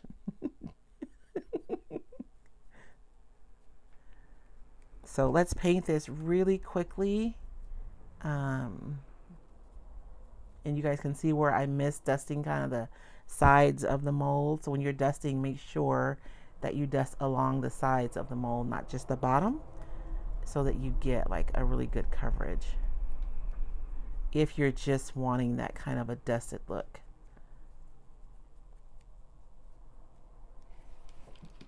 And I'm going to dry this really quickly. And my dryer is, all right, it's so yummy.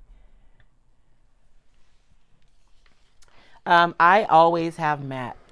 You know, if you wanted your gold to be even shinier, you could use like a satin or a gloss, but I'm using a matte on my Maureen. So I'm going to dry this really quickly because I still want to go over the top with my copper. I love using like different colors on my molds because there's so much detail and the detail can get lost. And so when you you can push a darker color down into your recesses and then go over the top with either a metallic or a lighter color. It's a beautiful way to bring out all those details that can disappear. But look at the detail in those leaves, you guys. I have a feeling I'm going to be using these leaves a lot. And not just for my pumpkin, but a lot of different things. Because that detail is just insane. So pretty. And so this one, this side, I just dusted the mold and did the highlight. And this side, I use exact same mica powder. And I mixed it with my clear coat and I painted it on. And then I did the highlight with the same color. So you have so many options with your molds. I was talking to my assistant about doing like a little mini class around molds, like what you can use, how you can use them. I think a lot of there is a lot of struggle with how to paint the molds. When they first came out, it was just like, you know, kind of decorative pieces. But now the more and more we have specific shapes like, you know, pumpkins and mushrooms and things like that. And it can be not challenging. I think it can be daunting painting those or the idea of how to paint them. So I'm thinking about doing a master class. But look at that. Doesn't it look like I just tied that right now? Fabulous. This is gorgeous. I love everything in the new collection. How does anyone choose just a few things? I don't know. I'm never good at it. I am never good at it. Choosing just a few. You guys, my shop is just absolutely ridiculous. Look at that. It's just the detail is just incredible. So that is the pumpkin mold, and I think this is the only mold specifically for fall. But it's a good one. You have leaves, you have your pumpkin, and then these little, I don't know, what do you guys call these little things? I know they're gold, but I don't know the name of them. They're like a goldy yellow. Looking forward to what I have up my sleeve. You never know. No, I've just been, when I was working on this piece, whenever I'm working, there's a dialogue that's going on in my head like the whole time. And so when I was working on this piece, I was like, put a swag there, button it up. Like I realized that I have a system for how I put my molds together. Like I have names for all these. They're not technical names. And I was thinking I could teach a class because you see the European artists use the molds. And I think it's more secondhand for them because they have so much architecture around them in the old country. And so they just probably just do it, but there is a system. And so just because I spend so much time in historical documents, there's a lot of historical documents around architecture. And when these builders are making these buildings, they have a system for how they use these molds in order to get the looks that they want. And so I was thinking about teaching that as well. Oh, thank you, Flea. Now, Flea, you're in the membership, so of course you'd have free access to the class. But yes, I think I want to do something like super concise, but detailed around molds. And I've kind of already started the curriculum in my notes on my phone. That's how it starts. This one, you guys, It's, I don't know if it's Bibelots. I don't know. I should have watched the video this morning. How fun is this? Like ornaments, and they're perfectly symmetrical, which means that you can make them two-sided. So you can pour this one, pop it out, pour the second one, take this, put it over the top of it, let it cure, and then you have like a two-sided ornament. So I was super happy when they made everything symmetrical, because I love when that happens. And I do want to pour one of these because I want to decoupage. And you guys, if you like, I like a moody Christmas. I'm saving my favorite product for absolute last, just in case you guys are wondering. If you like a moody kind of dark academia Christmas, like imagine dusting this. You could dust it with the bronze and put a little bit of the gold in there, and then let's do it. I got to do it. You guys want me to do it, or should I just stay focused so we can actually get to what I want to do? We're going to do it. We're going to do it. So I was thinking like not in any particular like, and making sure I get the sides too. I always forget about that.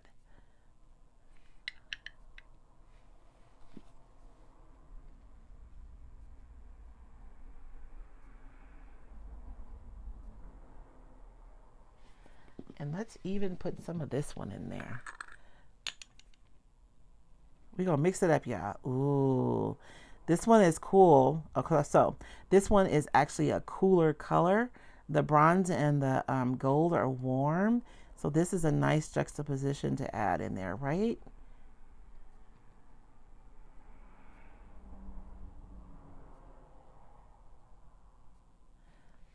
Okay. I think I need a little bit of bronze on this side. It looks a little lopsided. We'll just add some right there. And let's get some gold up here on the top. And you guys see what I mean about make sure you get around so that you have some mica all the way to the top. Otherwise, your ornament's going to have like a white rim on it. Do it. You guys are not going to help me stay controlled, are you? Okay. I think this is going to be so pretty.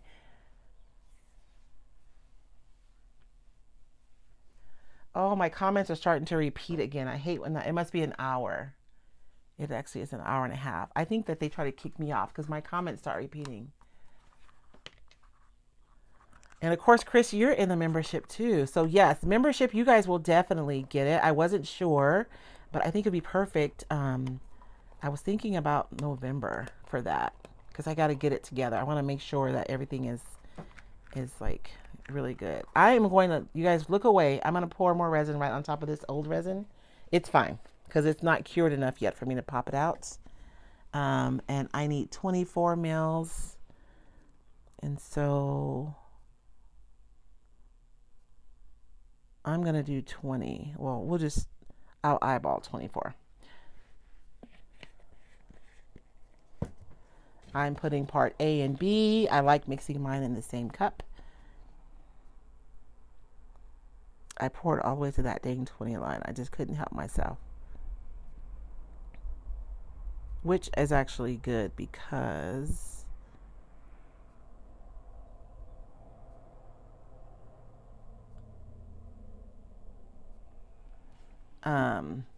I need to pour this other one so we can decoupage it.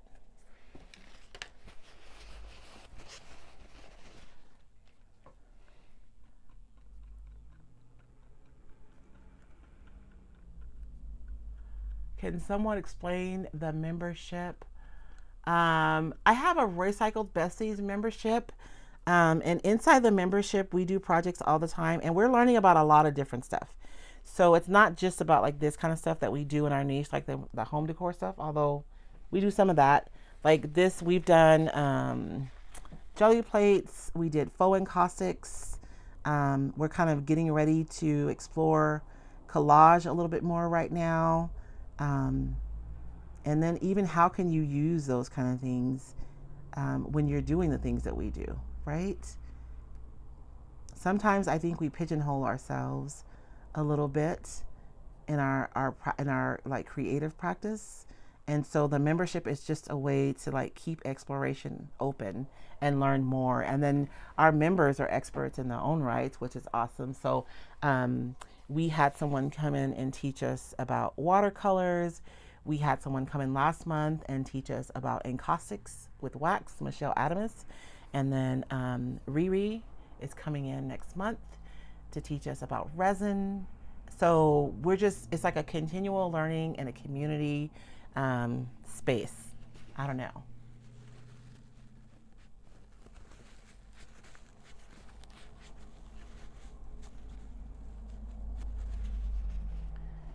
If you're on YouTube, let me look and see. You know what? If you're on YouTube, you can click this and you can find like all my things, including my website to find craft supplies. Although based on the comments, I think that I might be sold out already, but you can definitely go check. If you need to put that back, let me know. That was fast. Um, so we poured these. We're going to set these aside. You guys, I am so excited about this one. I hope it turns out the way I think it's going to turn out. And again, it's not going to be shiny, right? But we're going to be able to see those colors. So let's set this one aside and we'll let that cure while we look at some other things. Now, the one thing that we haven't pulled out today are stamps. And so I have, let me kind of clean up a little bit. Oh my gosh, I planned too much. It's already 1:32 and I'm still here. So let's look at the stamps. These stamps are so beautiful. This one is called Classical Christmas because it has like classical Christmas elements in it, right? But I feel like this is classical Christmas, but it's not solely Christmas, right? So like these items can be used for Valentine's Day even. Cherubs can be used for Valentine's Day. So if you guys want me to stamp something specific, let me know. I'm having a hard time seeing comments. My husband must be ignoring Ari. He doesn't want to come help me. You guys can fuss at him the next time we're live. There is so much detail. I did pull out some ink and some paper just so we can look. And you guys, I found a huge pad of mixed media. I'm trying not to. Here, I'll put that there. A mixed media paper at 5 and below. Look at that. It's huge. And there are 30 sheets in here. And they're 12 inches by 18 inches. So I just took some sheets out of here and I cut them so that we could stamp a few things. I'm not going to have time to stamp everything, unfortunately, but let's stamp a few things just so you guys can see the detail. Let's do this one right here. So I feel like a lot of people are hesitant to use stamps. But I will tell you, I remember when I first came into this niche, I was hesitant about the stamps because it wasn't familiar to me. I never did card making, and I didn't feel like I knew how to use them. But I'm going to tell you, and not even because I sell them, because I don't even think I have anything else to sell to you today. I'm going to tell you that if you haven't tried stamps, you should, because it gives you so many stinking options for creating, and you can use them over and over and over again once you get them. Card making, mixed media, art journaling, home decor, they're fabulous, and IODs have so much detail in them. So I'm just taking my sanding block and I am conditioning my stamp. What this does is it removes the super slick shiny surface so that it holds onto your ink better. And you don't even need a fancy block for these. I'm choosing this one. I'm not going to do all of them, but I'm choosing this one because of the level of detail, and I want to show you guys. And so I know that there's probably a better way to do this, but this is how I do. I know this is not how you're supposed to do it, but this is how I do it. Anybody on TikTok, you guys probably know that sound. So I'm cutting this out, And when I cut mine out, I try to leave a little bit of the plastic around the edge so that I have something like to hold on to. Yes, I will stamp the snowflakes too. Absolutely. Hi. Oh my goodness. You have little people with you. Your husband was not answering my phone call. Oh. I left my phone when I went to go get you breakfast. Get me breakfast? I know my husband's so nice. Yes. He wants to feed me. Oh, yes. So I'm going to use my brayer, but I do not have an ink pad. Let's go see Grandma. Want to go see Grandma? Be careful, Grandpa. I am. Let me show you guys something really quickly, though, before we get started with the next demo. Let me see. Oh my goodness. You look so cute today. You look so cute. She's like, oh Lord, Grandma. Oh Lord, Grandma, what you doing? You guys see my little pumpkin? Can you say hi? Can you say hi? Aren't grandbabies the best? I know. She's like looking at my table like, Grandma, what do you have going on? Huh? What do you have going on in here? I'm going to give it back because it's stinky over here right now. Because I have this resin out. Oh, hello. I mean, it's not super stinky, but it's stinky for little babies. You guys know. She is adorable, isn't she? Yes, Sandy, I will absolutely stamp the snowflakes, I promise. She's a cutie pie. I know, I was asking you for help, baby. I'm moving your lights. I was sending an SOS. I'm sorry. I left my phone. I'm on vacation. Oh, he's starting early. He's on vacation. No, he is. Yesterday was the first day of his vacation. And I worked all day. And I even made my wife work. She took photos of a fire. Oh, I did. I take really good photos too. So I'm going to do this the not right way. You guys look away. I'm just going to put a little ink on here, and then I'm going to brayer it and put it on my stamp. I love y'all, but I still have a lot of products to get through. All right. We will see you later. Okay. She started like 7 projects in the last 30 minutes. I know. I have. It's because we have a new release and people want to get ideas on how to use them. Grandpa's doing laundry so we can go to Wisconsin, as I used to say when I was 5. Wisconsin? Wisconsin. You know what? I don't like this brayer as much as I like my IOD brayer. Saying you're on your own. I know. I heard it loud and clear. Okay. So, this is a jelly brayer, and I'm really not digging it as much as my IOD brayer, but I don't see it ideal. I should have made sure I had an IOD brayer. But this is a classroom one because we're going to be doing some, we're going to be pulling some jelly prints at the retreat in April, and I've already started getting supplies. So I rolled that on. I rolled it on pretty juicy too. And I'm just going to stamp it on there. Super important. Once you set this down on the paper, you cannot move it. You got to put it down there and leave it alone. I know. She is adorable. She's so cute. You guys wait till you see. So, mom is like, y'all know, these kids, is she Gen Z? What is 25? Is that Gen Z? They commemorate everything. So, she had a little fall photo shoot at home with her iPhone. Oh my gosh. Oh, it was like a cuteness overload. I cannot wait to show you guys the picture. She gave me permission to share one. You're going to pick it straight up. And I probably put a little bit too much ink on there, but look at the detail. You can see the music in the paper, and you can see there's so much detail. Now, for those of you who took my crafting and color class, can you guys see the different value sets that they were able to make with the lines on there?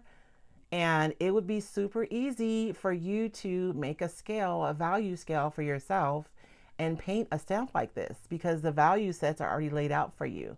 So all you have to do is add the color if you wanted to paint this. But you can see how this is not just Christmas. Like I can totally see using this for Valentine's Day even.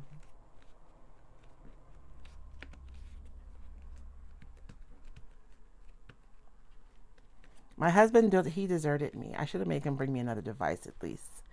Okay, I thought if I would have stamped sooner, I probably would have got a second stamp out of that. So that's an example of this one. The etchings have tons of detail. This is beautiful, even though it's Christmas. I don't think it's solely Christmas. You have so many different elements on here. Even here, there's greenery, you know, you have holly, and these two decorative pieces, which will probably end up in a lot of places for projects for me over the course of the next few months, couple of months. I cannot believe we're already at the end of the year already. I'm not sure how that happened so quickly. So let's do, oh good, Carol. Jackpot, huh? You know what? We all, I mean, because I know that we're all serial crafters, right? We have the things, and sometimes we buy them and we put them away and we forget, or we just get used to using the same supplies, and we just don't reach for the things that maybe are not part of our daily practice, and so we forget about them. And so I love exploring our different products and using them so that they're not just sitting on a shelf. So this one is called Snowflakes.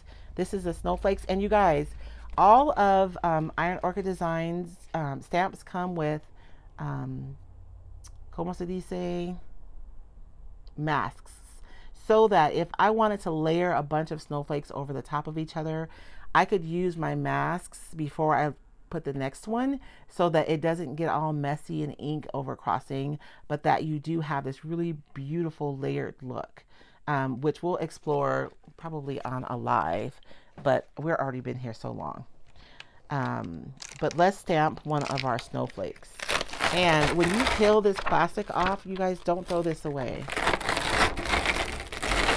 I always keep these. You could either use these for backs when you use your stamps again, or you can use them for other things. Like I use them for a lot of different things. So hold on to this. I want to do this one. And I'm going to find a better brayer too, because that brayer did not do me any favors. And maybe if I use a mat instead of paper too. When you use your ink on paper, it just soaks the majority of the ink up. So like I pretty much just threw away a bunch of ink. I know I have another brayer. Let me see if I can find it. Part of my problem is I see this brayer, but girl, look, this brayer been through some things. I need to wash this brayer. It is jacked up. So I might use it though, if I cannot find another one. Oh, that one doesn't look much better, does it? Okay, let's try using the jacked up brayer, but I am going to use my mats. I'm going to put these in water before I ruin them. See if I can use this mat without getting any kind of paint. I don't want to lose this piece. I'll put it right there. Okay, so I'm going to use black ink again. This is just IOD ink. And I'm using a silicone mat. You guys, this silicone mat that I have, it comes in a 10-foot roll. I love, love, love it. I just cut the pieces down to the size that I need. And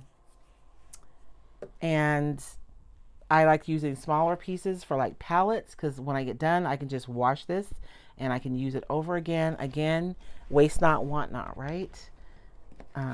And so I'm going to have the stamp. Let me condition this first. And I'm not like sanding it super hard.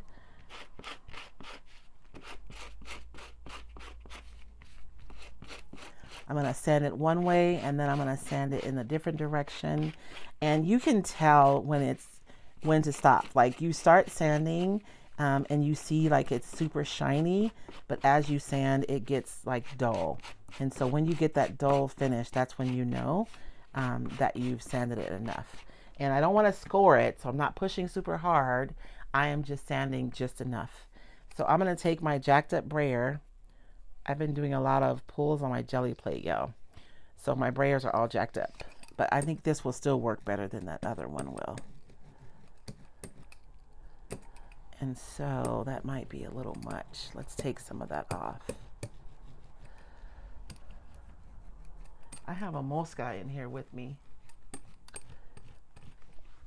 messing with me. That was still a lot of ink. And so let's stamp this one.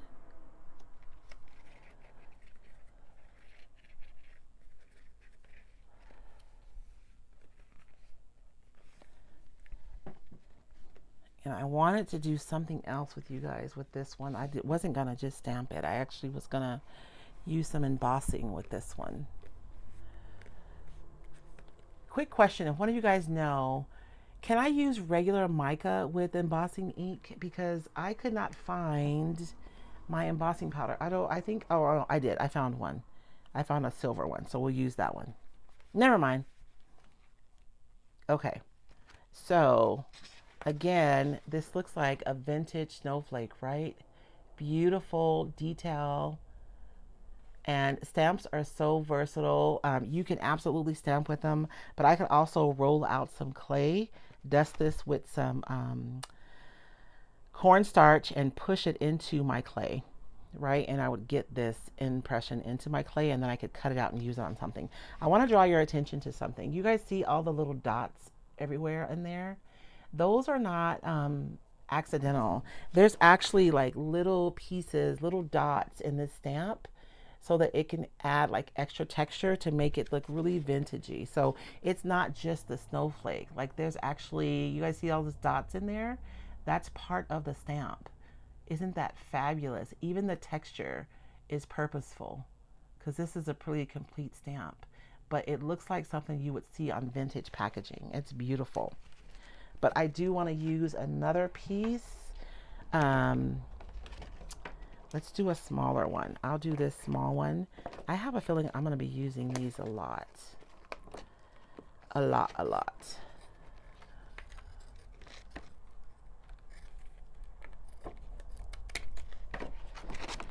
So,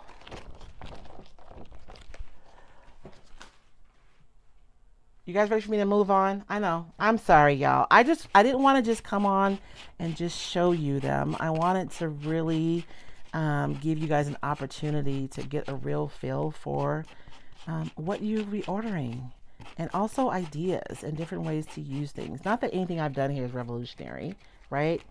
But it's just different ways of approaching how we create. So I have this one. I am pretty sure that this one has clear embossing fluid in it. It does. I'm going to load it up with a little bit more. So this is a clear embossing ink, and I'm going to load this into my onto my pad, because I want to make sure I have enough in here. And I know that there's some on there. I do not have one. Do I not have any? We're going to have a make it work moment. Usually I use a palette knife, but I'm going to use this and just kind of rub that into there. And when you're storing your ink pads, if you store them upside down like this, you're more likely to have like your ink be on the surface when you need it. So I'm going to take this, and I am going to be pretty generous, but I'm only patting over the top. I don't want to get any ink like down into the recesses, but I do want to make sure that I get really good coverage over the top of this before I stamp. Before I, stamp it. And it's clear, so it's hard to tell. But I'm going to assume that I've gotten really good coverage. And so I'm going to stamp this down. And did somebody answer my question? I really do need David's help. I hate that he didn't come help me. He says he's on vacation though, so I'll be nice. I guess he's not working for me or for Reed this week. And again, I can't see comments. I don't know what's going on. So if you guys ask a question, I will answer it when I come back. So I stamped that, and of course it's clear, so you can't see it. I think I may need to go back in. That's pretty dry. Let's do that again. I want to be really, really generous, because I need for my embossing ink to be wet enough for my embossing powder to stick to. So I want it to be really juicy, and it was not. So I'm going to push that in. And we're going to try that again. Oh yeah, that's better. I can feel it.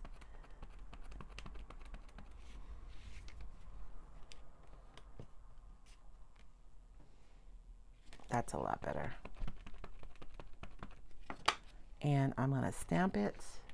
And I should have opened this first because it's not open before I start it. Oh Lord, it's going to dry out on me again. Note, make sure that your embossing powder is ready to go before you start stamping.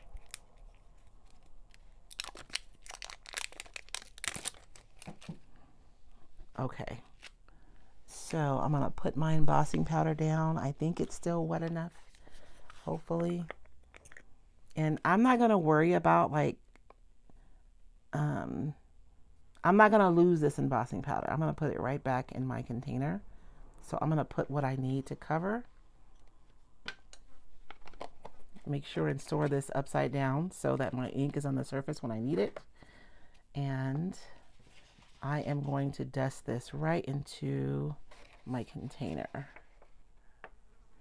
Oh my gosh, this fly is going to drive me to drinking. And I think, oh, I double stamped in the same area. Such a dork. So I guess it was still wet enough.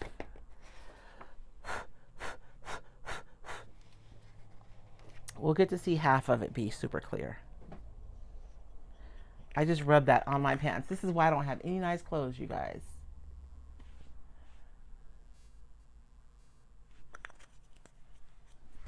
Good afternoon from Connecticut. So I have my embossing powder on there, right? You guys can see the stamp. I had stamped one before. I thought I didn't stamp well, but I guess it did. So now I'm going to take my craft dryer, which is actually an embossing gun. So we're going to use my craft dryer for its intended purpose, even though you guys see me drying stuff with it all the time. And I'm going to pull you guys in close for this part. I love using the embossing powders because it gives you dimension. Once it heats up, it's like standing, there's a profile, it's standing off of the paper. And if you use the metallics, they are so beautiful. And so you guys saw how it looked before, right? You guys still can't see that. One of these days, I'm going to figure out how to show them the magic of embossing. I think I would have to have a camera like right here.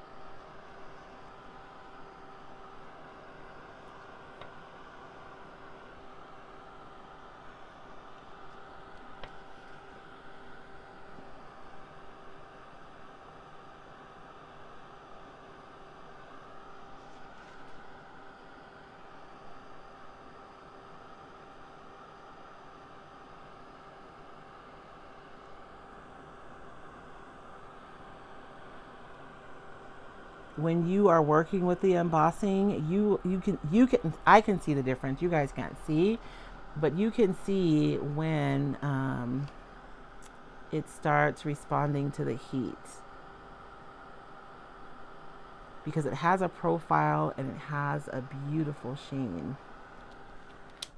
And so I don't know if you guys can see that. So instead of it being flat, now it's this beautiful metallic silver color. This one is weird. It's more glittery. This is more glittery than metallic, but still super pretty. And you could use any metallic embossing to be able to do this. And so this is the snowflakes stamp. And then I believe, oh, is there two more stamps? Lord have mercy for Jesus. I'm going to be here till tomorrow. Oh, no, there's only one more stamp. Okay, so we have one more stamp. This one, I think, is one that we are all going to use over and over and over and over again because it is just so fabulous.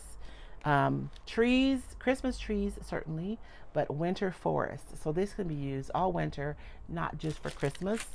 And again, the details on this are insane. So I'm going to stamp one of these for you. And you could absolutely use like a metallic green embossing for your trees as well. And you have your masks. And I love that the masks are actually on color paper now, so you're less likely to lose them. Let me pick my favorite tree. I'm going to do this one. It's kind of a mid-sized tree. And again, I'm going to save all this. I have these zippered pouches that I buy from Amazon, you guys.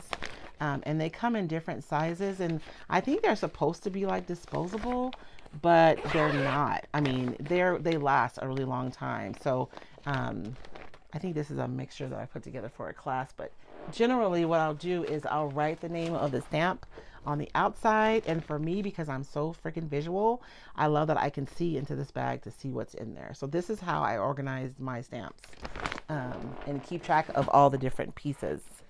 But let's cut this one off.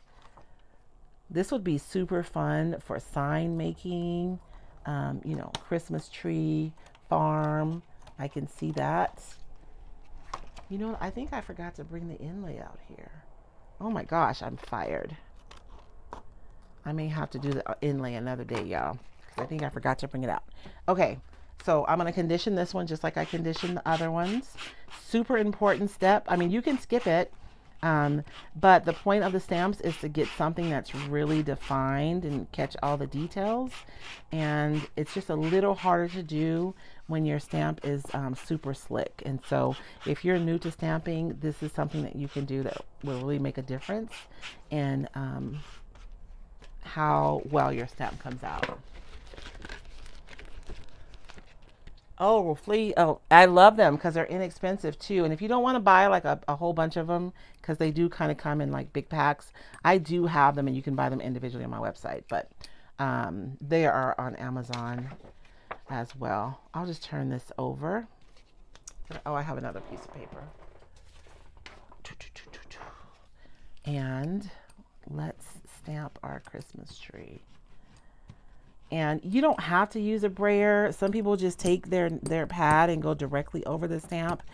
I just find that I'm able to deposit the perfect amount of ink easier if I use a brayer versus using the pad directly. But if you're just building up your craft stash, you can absolutely just pat the pad on the top of there until you can kind of get to the place where you can buy a brayer, because I get that too. And so when I'm stamping, I like to let my stamps kind of rest on my surface a little bit. And in my like holy imagination, the surface is like absorbing the ink, right? And making it stay in place. If you are stamping on a super porous surface, you want to make your stamps pretty juicy. So you want to put a lot of ink on there. But if I were stamping, say, on something really smooth, I would be I put just a little bit of ink on there. Hey, from Pittsburgh. And pull straight up. And oh, look at the dimension on that tree. Like, it's not just flat. You can see the bark of the tree in the back, and then you see the leaves coming in the front. This is so beautiful. This would be so fun to use like a watercolor with. I would, if it were me, make sure you can use your like, if you have a mini Cricut, or if you have any kind of iron on your craft table, you can just put a piece of parchment paper, or I like to use Teflon, again, non-disposable, you know, more sustainable. Put Teflon over the top, or even a piece of parchment paper. You can iron this and the heat will set it, or you could use your heat dryer, which would both dry the ink and set it. So if I were trying to set this so that it wouldn't move, I wouldn't just go over till it was dry. I would actually heat this paper up, because the heat is what's going to set that ink so that it doesn't move around. And so this is so gorgeous. You could go in and just drop, you know, different color green watercolor on this, and it would be beautiful, absolutely gorgeous. And of course you can stack the trees in front of each other and in back, the larger trees in the front, the smaller trees in the back. Those of you who took our, well, I don't know if we went over this in the crafting and color class, but in the membership we talked about how when we're looking in the distance, things look a little fuzzier, and they're also more desaturated. So like if I was stamping this, maybe I would stamp the trees in the front using black ink, and then as I got to the trees in the back, maybe using some stone gray ink, right? Because it's going to be less saturated, it's going to be lighter, and it's going to kind of add to that. You know what? I don't know if you can use micas in place of embossing powders. I was asking that question in the beginning, and I don't know the answer to it. But I will be experimenting soon to find out. Ooh, this would be beautiful in an embossing powder. You guys are tired of me hearing about color theory, talking about color theory, I know. But the reason why this tree looks like it has so much depth is because of the different values. Like these really deep, dark spots right here look like they're like the inside of the tree, so they're back. And then you have these parts where there's like really highlights, and even though there's no color, the values are still defining like the front and the back and the middle of this tree, and there's so much detail. That is beauty-most. Did I leave the inlay? You guys, I am fired. I left the inlay in the house. I may go get it if you guys are patient with me, because I know where it is. And I left, aside from the inlay, oh, and I pulled this paper out because I thought this will be super fun to decoupage on top of that pumpkin, right? This is from the Roycycled like copper patina. That would be beautiful to decoupage on top of that pumpkin. My last and my favorite item is the Crimson Velvet transfer. You guys, I am so in love with this transfer. You guys know I love like dark academia, and this is like dark academia Christmas. So I'm going to show you guys this, and then we're going to do another quick project if you guys are hanging tight with me. And I have one more. Oh, let's look at our I wonder what that would look like once I digress. So this is our like, I don't know, I would do it a little bit differently, but I do love those. Anything that is specifically Christmas is going to be limited, right? So the molds that are like these are anything that's specifically Christmas is going to be limited in this selection. So I can put a list up later, but just know that if it's Christmas, like the snowflakes, if it says Christmas on it, if it has holly, if it's ornaments, those are all going to be limited. I hit the jackpot seeing your video. Oh, that was another one. It keeps showing me the same videos. This transfer is my absolute favorite. I love, love, love this so much. The crimson velvet is so beautiful. Again, 8x12, so it's one of the smaller ones, really super versatile. And we have 8 pages of absolute yumminess. So again, you have the smaller elements. And the oil painting is so textural. Like the visual texture in this specific transfer is just phenomenal. And you feel like you can almost just reach out and touch these elements. Book stacks and, you know, old oil paintings. And you have, these are smaller items, right? And you have the small buck here, and he has a background, but you'll see him again in a few minutes. This one is gorgeous. Look at that. Oh my goodness, so much. The color is deep, it's rich, it's dark, like it's so beautiful. These look like they're actual velvets. I love them. Yes, Joanna, the mold is stunning. You have these candles here, and look at this Christmas tree. Like, OMG, she is fabulous. We have cardinals, apothecary bottles, although this one has frankincense and myrrh is what this one has. I was excited to see this because you guys know that one of the Roycycled, let me see if I can find it. One of the Roycycled stencils is the deer mount, because we can put flowers on it, right? And so you have this one as another option to be able to kind of bring the element. You can just take that stuff off that chair if you want and put it on the stool. He's been working hard in there. Is he doing laundry still? And dishes. Is he doing the dishes too? Yeah. Oh, God bless him. We're supposed to trade dishes. I was supposed to do dishes and he was supposed to do laundry. And you see the buck again, larger, right? And also smaller. And you guys keep in mind the arched panels that IOD came out with, that these can be like, just, the options are just insane. And look at this. Like, can you imagine like 50 million ways to use this? Whether you use it as a trim, whether you cut it and just use the individual pieces.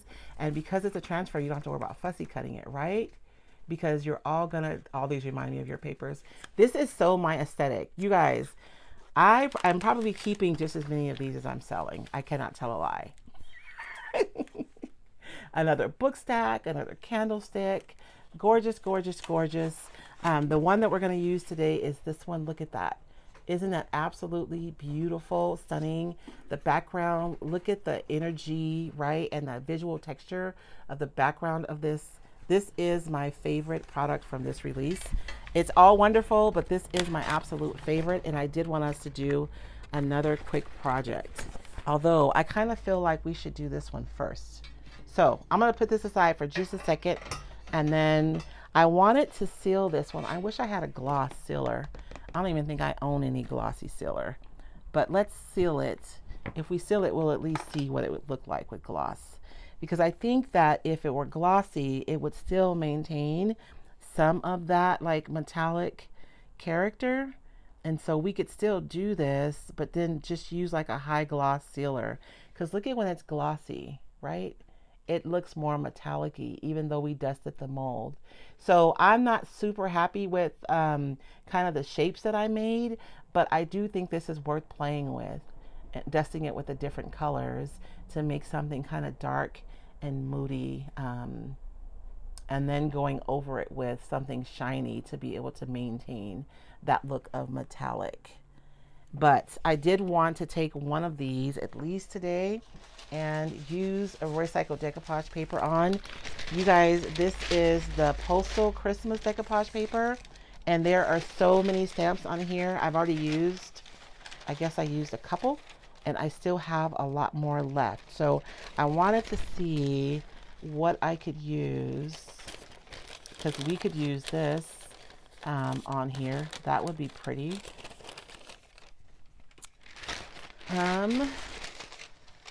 These birdies would look really cute on here.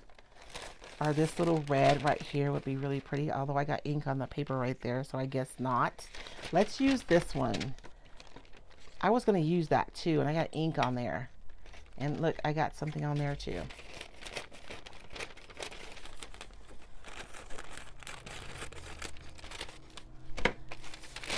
But these, the stamp, the Postal Christmas is, look, I got ink everywhere. Lord have mercy for Jesus. It's so good for ornaments, you guys. There are so many different ornaments you can make on here. Or even if we use like the tattered tapestry would be really pretty on an ornament too. I kind of want to do this instead. What do you guys think? Should I use the tapestry or should I use, oh, thank you. I know when I saw it, I was really overjoyed because yeah, there's a lot of options. I think I'm gonna do the tapestry. And since I can only do one, I am in love. I've been wanting to do a tapestry for a long time. But I think I was unsure about how you guys would feel about it. So I wasn't wholly confident about the idea. And then there's so many ideas that sometimes ideas that I have don't always make it. Oh man, I meant to make that all red, but it's okay. We are going to just go with it. And I'm going to trim this a little bit closer. And I just wasted that whole design. I know, but it's okay. And the thing I love about the tapestry is depending on like what parts you use, you get completely different designs. Completely different designs. Let's see if I can find a clean area on here. And we're going to decoupage the way we always do. I don't have to worry about painting because it's already white. And I'm not going to decoupage that top. I'll just paint that gold or something. So I'm just going to decoupage the body. And there is a larger ornament on there. But since we're kind of in a hurry at this point, I didn't want to re-pour that. So I'm spritzing my paper so that it doesn't, let's try to be a little deliberate about what goes on here. And by spritzing it, not only do I not get wrinkles, but it also makes it more pliable. So it's easier to do a project like this, and the paper will like mold to the shape. And we're gonna go right over the top of this with some decoupage medium. And then I'm gonna set this aside and we'll come back and trim this and add some gold in a few minutes.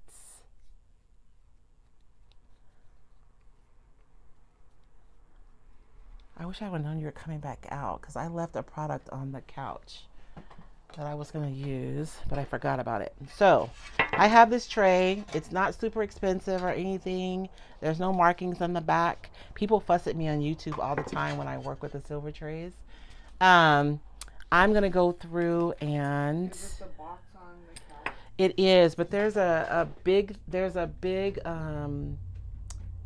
like envelope kind of thing, and it's mostly black and white, and there's like Christmas stuff on it. It's hitting behind the box. It's like behind the box, like this. Okay, so you need the envelope and the box? No, just the envelope. Yeah, just the product. It's kind of like one of like what this, but it's bigger. You know what I'm saying? You want me to hold her while you go? I'm gonna go put her on your bed. Oh, okay. Mm-hmm. So for this, I did want to paint it gold. So let's do that really quickly because I feel like it needs to be gold with this transfer. Like we cannot just put this transfer on some like non-bouginess, right? There needs to be some bouge with this. So let's add some. And you guys can't see what I'm doing, but I'm just taking my mica powder. This is why I love this product so much because it's in my bottle. You know, I don't have to worry about it like drying up if I leave it in the elements or anything because it's dry, and I can just mix as I need it. And you can make it as transparent or as opaque as you want it by adjusting how much clear coat you put in it, right? Mosca. I had a fly in here with me.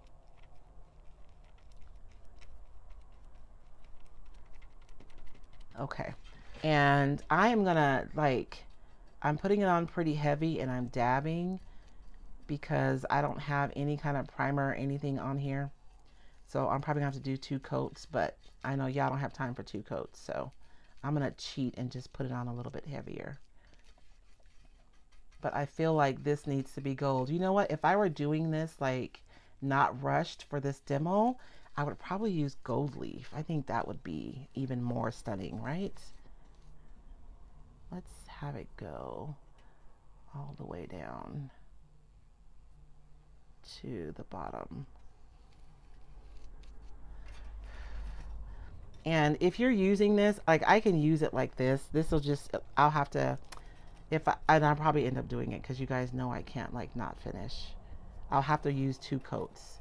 So this first coat will be like a crumb coat. If you're a furniture painter, you probably know about, you know, laying down a crumb coat first. What it does is it just kind of adds texture to your surface so that your other coat will stick well. But because it's really light, it's more likely. Behind the box. Nothing behind the box. Nothing. Did I bring it in?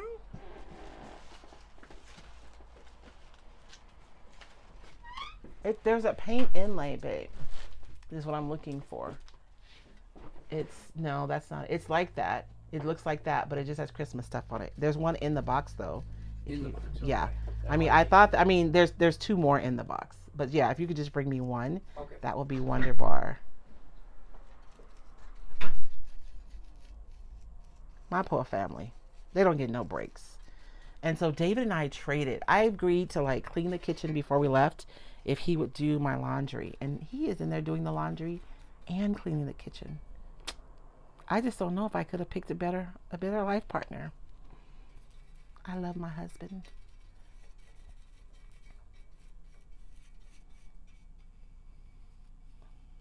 I guess I'm gonna have to go eat some cheese curds with him when we're in Wisconsin, huh? Okay, I just want that to be gold. Now, I'm gonna go back later and put another coat. I feel like you guys are probably tired of me by now, and I cannot see comments.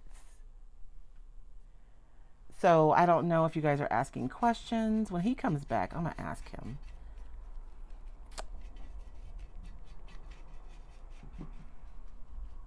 Because we're almost done now. Or maybe he'll let me use his phone. That will work too. Thank you, babe. Can I use your phone so I can see comments? Sure, I gotta go get it. Okay. Because this thing keeps like rolling up. I love how patient David is. Yeah. It keeps repeating the comments over and over again, so I'm not seeing new comments. Gotcha. And then I will leave you alone. Oh no, you're fine. Okay. It's getting warm in here though. I'm sweating. Okay, they brought me the inlay, so I'll look at that too. Okay, that's all we're gonna do. I'll go back later. I did do it like 2 coats here on the top, just so you guys could see what it would look like if I painted 2 coats. It's just gonna be a lot more opaque, right? And it's kind of streaky on the other places. So that's why I need a second coat. So I'm going to shoot this with my dryer, and then we're going to apply the transfer right to the bottom of this tray. And a question that I get a lot of times is, how do you hang something like this? You could just use a command strip on the back, you know, with the hook, and then you can hang it wherever you want. You could either hang it, well, this one's going to be portrait, but you could hang it landscape too, if you, depending on the project. Huh? Was that what you needed or no? Yes, it was. Thank you. Thank you so much. No, I can't see my comments. Oh, I know. I should ask if Ariel read them for me. Ariel can read them. There you go. Oh, please get the inlay. Oh my gosh, you guys. So I can't see comments anymore. This thing keeps like repeat. It's because I've been on for so long. I think it only has a cache for so long. The Crimson Velvet is my favorite from this collection for obvious reasons, you guys can see. And the cool thing about this product is it dries so fast. Like this, it's completely dry. And so we have now, right? So I still get to keep the ornateness of this. And if we had a little bit more time, I would probably go over with maybe the dark mica. Okay, you guys. I'm gonna do it really quick, I promise. Oh, but I don't have full coverage. How patient David is. I know, because Connie said she's never tired of you. oh, you guys are so sweet. I've been on for like 2 hours and 18 minutes at this point. Chris said, I always have time for you. Chris is so sweet. Felicia's going to paint her tray gold. Thanks for the great idea. You're welcome. So I'm mixing up my Amy Howard bronze because I just want to go over I'm just going to do it up here, of course, because the rest isn't painted. Just to go over those highlights. Or maybe I should have did it the other way. Maybe I should have painted it bronze and then went over with the gold. I don't know. But I just like going over my details because I feel like you see them better. Or maybe do like an old gold and then go over your details with like the pale gold or the bright gold. So just you see how you can see your details so much better just by adding a little bit over the top points. Okay, so let's get down to the business. This piece is fabulous. It's a little bit too big, and I am going to have to trim it beforehand because it's a transfer. So once I start peeling, you guys know what I mean.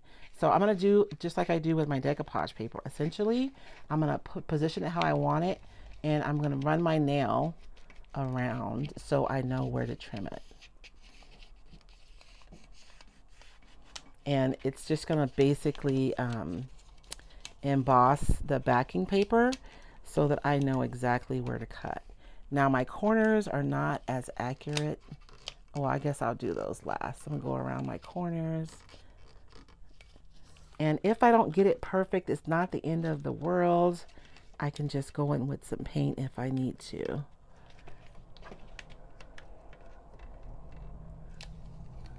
Okay, so you guys see how it embosses the paper so that I know exactly where to trim.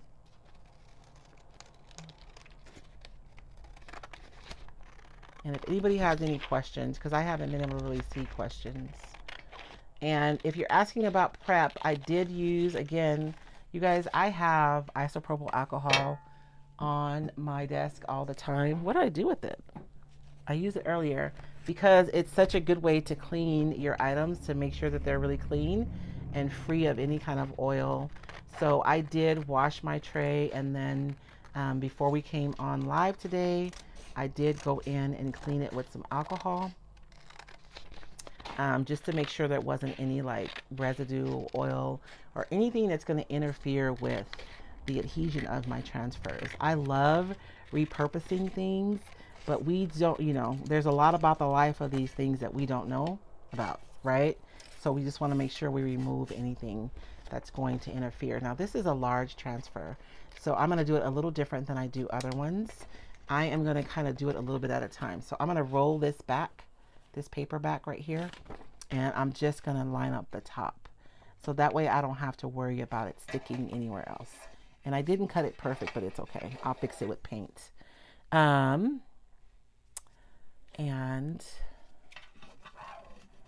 I'm going to start transferring this on here.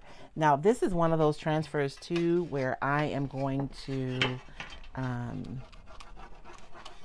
kind of try to make a wave, because this is a lot of transfer to get down to have to rub the whole thing. So let me just get it down.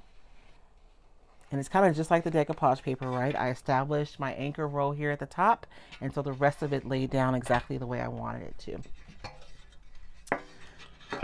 And so let me get a corner started here. I probably should have keep going this way since I started this way. Start getting this corner ready. Going here at the top. And then if I can get the paper to curl, actually it's coming off really easy. If I can get my paper to kind of make a wave, my transfer will, see how it just pops off? If you can create that wave, that's a really good way that you can like do a transfer really quickly. Let's see, this part did not come off though. So, oh man. That's the only thing with the wave. And so because I used the wave and I didn't rub it off really quickly, I'm going to make sure and take my backing paper and I'm going to go over it.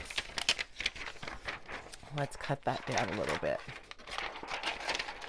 And make sure that it's adhered to my surface really well. So, and I'm using the shiny side because it's slick. And I should have made sure it was all down before I lifted it, so that corner has a little wrinkle, but I think I'm okay.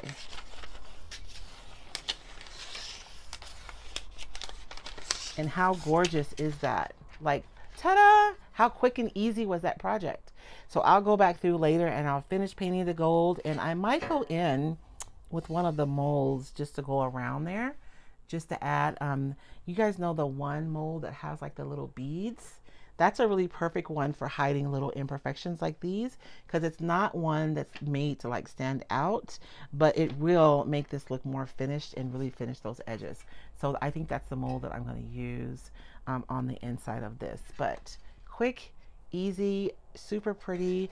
I can put a command strip mold on the back of this and I can hang it on my gallery wall, and it's perfect for Christmas. And yes, I love the wave. It has its pluses and minuses, but when I'm working with a big transfer, I'm definitely going to be using that instead of rubbing for an eternity. Pamela said beautiful, and Felicia said holy moly, that's gorgeous. Right? I think it's the light. You guys know what I mean? Like if you look at this, you guys see the light in this transfer. So, it's not metallic, but there's just this beautiful light, and then the background has all this movement in it. It's absolutely beautiful. When we talk about like the elements of art, depth and like texture, visual texture, it really does play a part in how beautiful things look. You guys ever notice when you're working on your projects, if you take the time to make like a really beautiful background, it elevates your work like right away, as opposed to just doing white. That's my chair squeaking, by the way. That's not me. Bless you. Bless you. And I forgot why we were going to decoupage this earlier, because it wasn't on my list initially, but I'm going to decoupage it really quickly. This is the tag I painted earlier. I'm running out of brushes. That means we must be almost out of time. I do want to do a paint inlay though. I want to do at least one paint inlay because I know that a lot of you are hesitant to use the inlays. And I know it's some of the reason is because you don't get perfect results, but honestly, you're not supposed to get perfect results. It's supposed to look like something that's hand painted. And to me, those small imperfections are evidence that something was made by hand. That's what we love, whether we know it or not. That's what we're emotionally responding to when we see something that's handmade and it makes us feel a certain way. It's the small imperfections that we're actually responding to. I forgot what I was going to decoupage on this. I don't even know what I was doing now. Okay, one more product is the inlay. So you guys, the Crimson is my favorite product of this release. Love it, and so you will be seeing it a lot. I apologize in advance for that. But there's only one inlay with this release, and this is the Gloria inlay. Let me scoot you guys back out so you can see. Let me open this. If anybody wants me to measure a specific item, let me know. This one is actually a 12 by 16 booklet, right? So this is much larger than all of the smaller transfers that we've been seeing. Yeah. Go check on the baby. Thank you.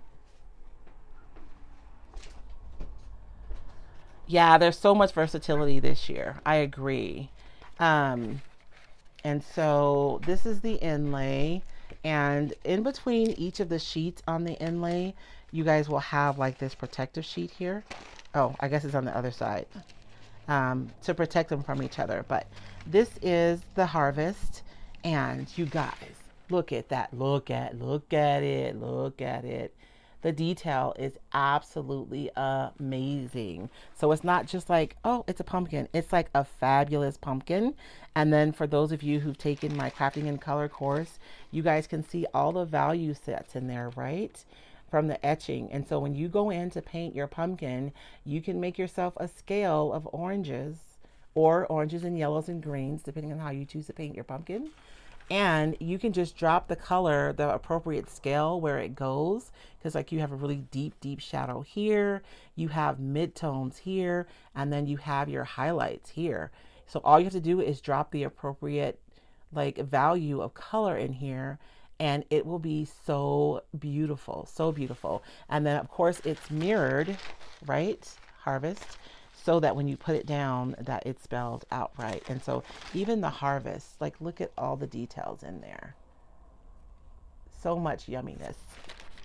So much yumminess. Okay, and we have more pumpkins. And again, because it's an etching, the value sets are there. So you can paint them really easily. And you even have these kind of complementary pieces here. Hey, Fornication by Design, how are you? They did. They killed it this year. Absolutely. And so you have some fall and then you have Christmas. And you guys, this tree is like, let's see. She is 15 inches tall. So it is a big tree. And then these individuals are about 5 inches tall a piece. And remember, these are inlays, so they're just like paint. So wherever you use them, you're going to be able to seal them and they'll be fine. So like if you wanted to make a leaning sign for your porch, this puppy is 15 inches tall. So you could do that. And because it's an inlay, you can seal it with an outdoor sealer and it would be fine. It would be perfectly fine. We have another Christmas tree. This one has ornaments on it. Super pretty. And then, of course, you have Merry Christmas. We wish you a Merry Christmas. And so these are scaled for like more home decor signs, right? Kind of a little bit larger. And they're mirrored, of course, so they make sense when we use them. This right here, like how fabulous is this piece of ornate? Like that is so good. Like for me, I would cut this little thing off right here and plant my Christmas tree. So the Christmas tree is 15 inches tall. And then if I add this on the base, that's almost another 7 inches. So like you could absolutely build something for your porch using these two pieces. And because it's paint and you don't have to worry about the heat or the cold, as long as you use like, you know, an outdoor sealer, it would be perfectly fine on your porch. Is it stinky in here? Oh. I think it smells bad. It's not too bad. I just don't want her right here because I had the resin out earlier. I mean, it's not stinky. That resin is not super stinky. But these, again, more ornate pieces, absolutely beautiful. And it's funny, you guys, I use this frame. Oh, how funny. In one of my spring designs. But this ribbon right here replicates the ribbon from the mold from the last release. And I'm not pulling out anything from the last release, but just because this stuff is from this release doesn't mean that you have to use it exclusively for this release, right? And you guys probably recognize this angel too. Beautiful, beautiful, beautiful. Oh, and we have another instance where you have the two angels. I'm trying not to get it in there. You have these two angels and they're facing each other.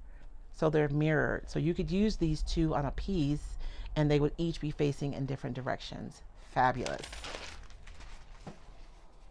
And we have more cherubs and some script and some more.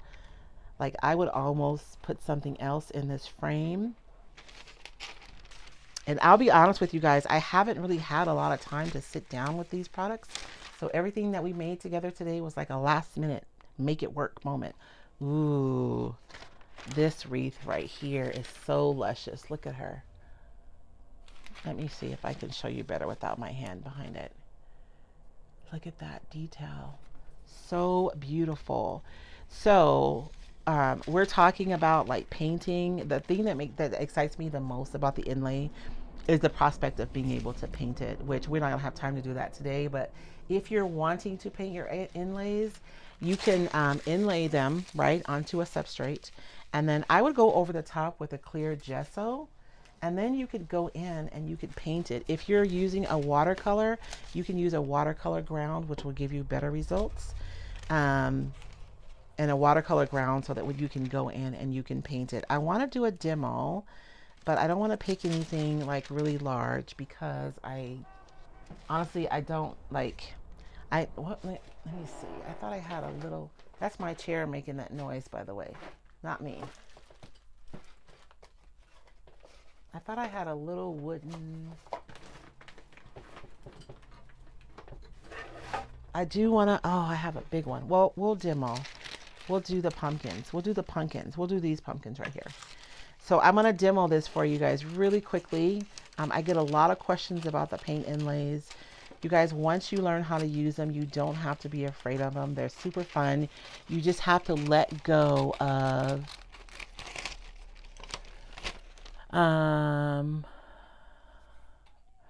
oh, right. It was 108 degrees this weekend, you guys, and we had a community event. So Kelly is saying the release takes the edge off of October, still over 110. I know. Seriously, it is so hot, and I love y'all because my cooler is off and I'm sweating. Oh, thank you, Lisa. I am seriously excited for real. So let's do this inlay right here. When you do the inlays, I do think if you want to use your inlays, you can use them with, like I could use some acrylic paint, but I do think that the acrylic paint closes the paint on the inlay quicker so that I get fewer uses when I use acrylic. So my preference is to use either a chalk style paint or a clay based paint when I'm using the inlays. And you can also use clear, so like clear patina.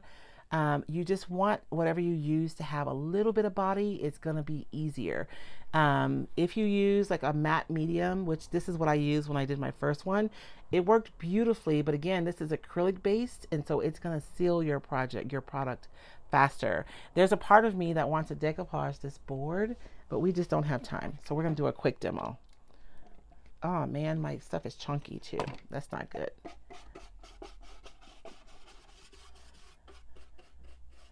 I need to clean my FIFO bottle, my lid, you guys. Do I have a can of paint somewhere? And I'm using white because I think it's going to show up the best for you guys. But you don't have to use white, right?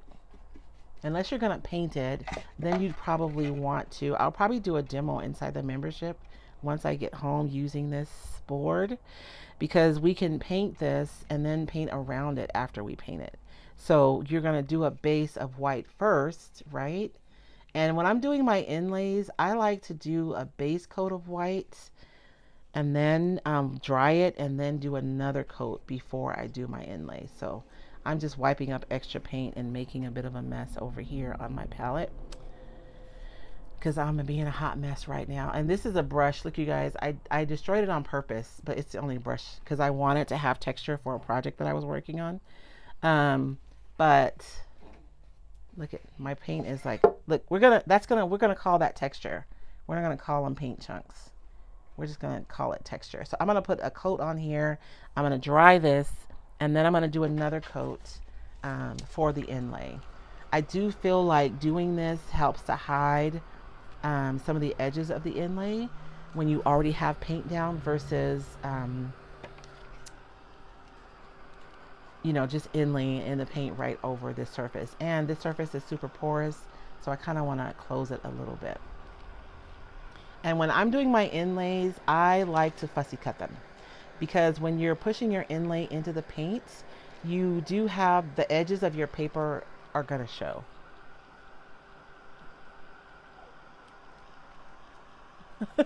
Thank you, Flea.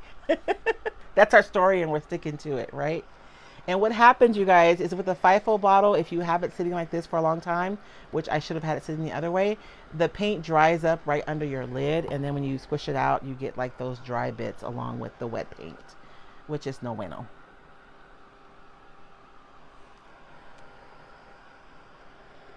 And my phone cut off.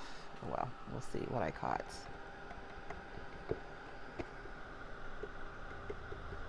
I killed my other phone, you guys. I have a cheater phone over here recording me so I can make some reels later.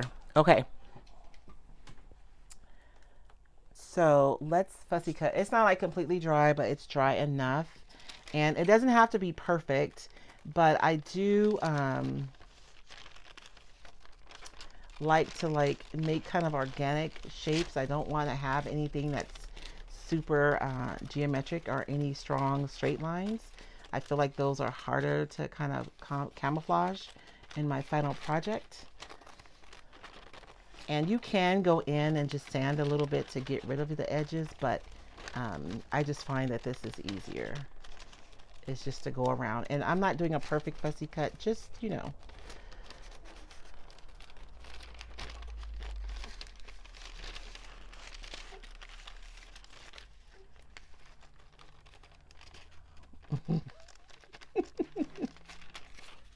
Are you fussing?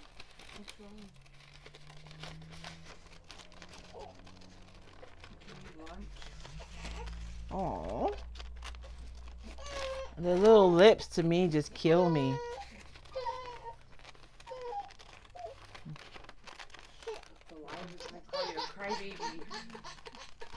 Oh, she's fine.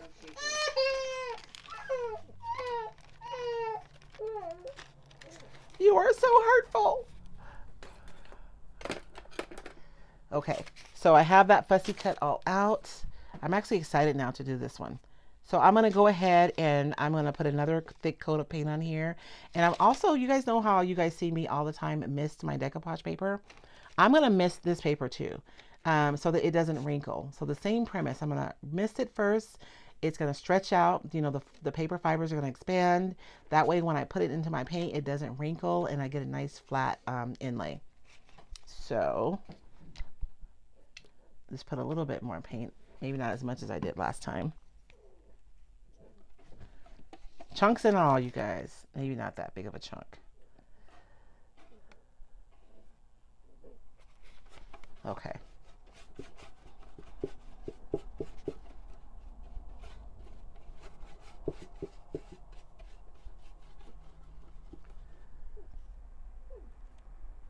And you do want to be generous because you're literally inlaying this into the paint. So if you put on a super thin coat of paint, you're not gonna have anything for the inlay to set in. So you do want to be pretty generous with the paint. Not crazy. Do a couple of small ones. If you haven't done it yet, do a couple of small ones first so that you can kind of get a feel for it, because you do want to be generous with the paint, but you don't want to put like a ton of paint. I'm gonna have all kinds of texture in here. That's what we're calling it, texture. So I'm gonna mist my paper just like I mist my decoupage paper, and just kind of, you know, this one I can be a little bit more generous with the water because I'm gonna be inlaying it. And then I'm gonna inlay this right into my paint. And I'm kind of going from one side to the other just like I do when I decoupage, right? And I am going to go through and push this into the paint.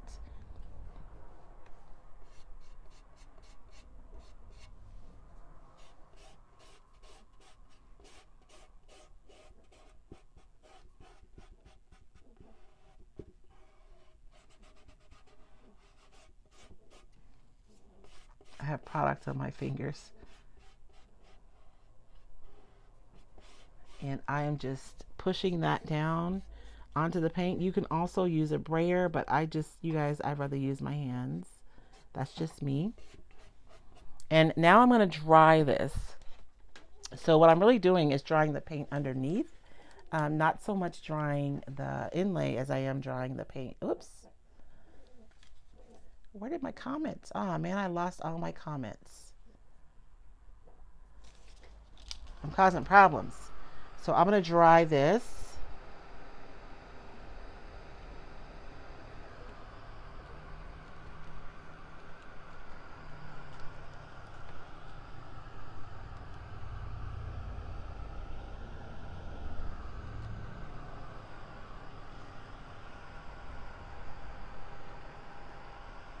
And the thing is that you want to dry completely. I think sometimes we're in a hurry, and so we don't do the angle. Oh, the angel. Oh, that was from earlier. See, my comments are messing with me.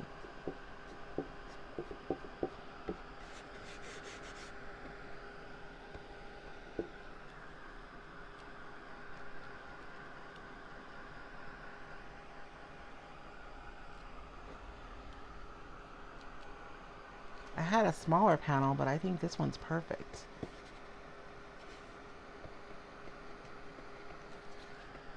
I found that I love working on the wood panels over working with the stretch canvases.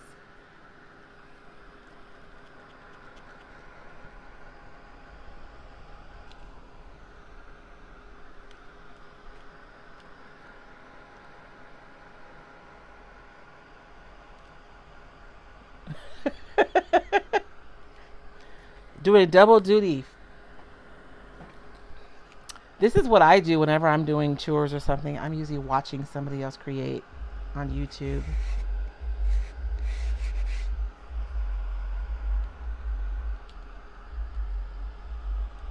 And so it feels like it's dry, so I'm going to spend a few more minutes drying it.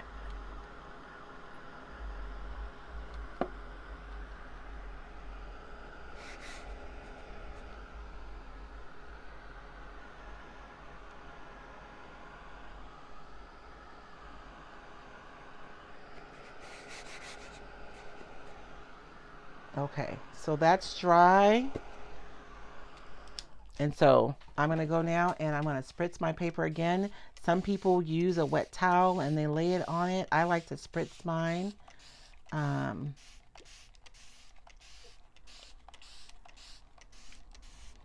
after I spritz it, I let it rest for just a few minutes, you know, because it's going to be releasing when it gets wet. So just let it rest for a few minutes before you start pulling it up. And then you're going to pull your inlay up. And if you feel any kind of resistance, wait a few more minutes before you start pulling. And I just love the magic of an inlay. Like, look at that. It is absolutely gorgeous. I'm going to show you guys all the detail. And so this piece right here, I'm going to lay this face up on my my table and let it dry, and I can use that again. And so this is what I have. And the beautiful thing about this is it's paint, right? So this isn't, transfers are wonderful and I love them, but they are vinyl, so they do have some limitations, and your inlays don't have that same limitation. And so you can get a beautiful pull. You just have to give up on the idea of perfection, because that's not what you're going to get with an inlay. And then on the edges where my paper, where you can kind of see the edges of my paper, I can just go around with a brush and just kind of paint over those. I like to lay down a little bit thicker paint to kind of fill them in a little bit. Although if you're going to paint this and paint around it, it really doesn't matter. But this inlay is so beautiful. There are so many details.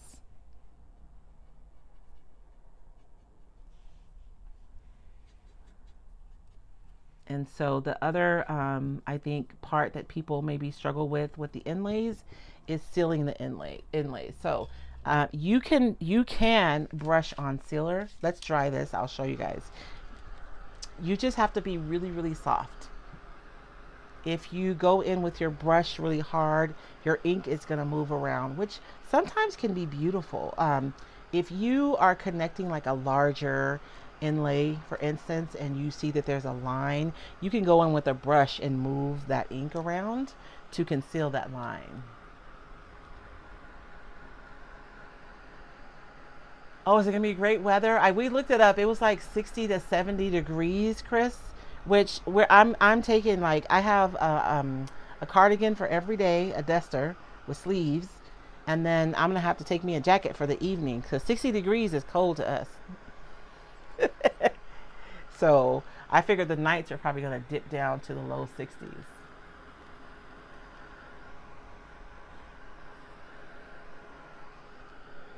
I just want to make sure this is dry before I go in to seal it. And actually the texture is nice because it helps conceal the edges of that inlay. But so this is what we have so far, you guys. Fabulous, right? So beautiful. I done used all my brushes. I know I have at least one more in here. I hate to use a big one, but I'm going to. Okay. So sealing it is not hard either. In the beginning, I think everybody was, oh man, everyone was trying to figure out how they were going to spray the sealer on there and what they were going to do. What did I do with my, but you can use a brush. You just have to be super soft is all. So I'm going to go over this and I'm going to seal it. But I'm just going to be really, really super, super light-handed. And on the first pass, it's really about setting your design more than it is about sealing, right? So I'm going to go over with super, super light brush. I'm not going to have to worry about spraying it or anything like that because I'm just setting my design. So I'm just going on with a really, really light hand. And then I'm going to dry this, and then I can go in and I can put on a really good layer of sealer so that I don't have to worry about it. Absolutely, Lynn, you can water. So we were talking about it earlier. If you're going to paint your inlays, put your inlay on there, seal it, and then go over the top with a coat of clear gesso. And if you're going to use watercolor, you can use a clear gesso, but if you use a watercolor ground, that would be even better. That way your paint will sit on here just like it would, or almost the same as it would sit on a high quality watercolor paper. Nights have been in the low 50s recently. Oh Lord, yes, I'm gonna have to wear layers because it's cold. No, Lynn, you're fine. Please ask questions. That's why I'm here. And the inlay, understand that I pulled the paper off. The paper is not what's on there. The only thing that's on this surface is the paint. So I've essentially transferred the paint from that paper to this surface. That is the beauty of the inlays. And so you can absolutely paint this. And I know you guys are tired of me talking about my color class, but I just want to point out again, the etching on this design defines the values for you. So all you have to do is choose colors, understand how your values work, and you can paint this to look absolutely beautiful. So now that I've dried that, I can go in and I can seal it without having to be super careful because now it's set, right? And so I like to go over super light the first time just to get the product on there. And then I can go back in with my second coat to make sure that it's sealed and protected. And this is something that I will more than likely paint. Not until next week though, because you guys know we're headed to Appleton, Wisconsin. But I will paint this, and I will put over. Am I going to use watercolor? If I'm going to use watercolor, I'll go over it with the watercolor ground first. If I'm going to use acrylics, then I'll just go over it with some clear gesso before I paint it. Right? This is so beautiful. And so this is the inlay. You guys saw all the other pieces, and they're all beautifully detailed just like this. We have a couple more things before I run away. My family thinks I run away from home. This was our ornament we did earlier using the tapestry decoupage paper. So I didn't decoupage it to the top because I want to paint that top piece gold. And this ornament, you guys, I didn't fill it all the way up either. I was kind of cheating because I was almost out of resin. So it's a little shallow. But this top piece right here, I'm going to trim it with my X-Acto knife.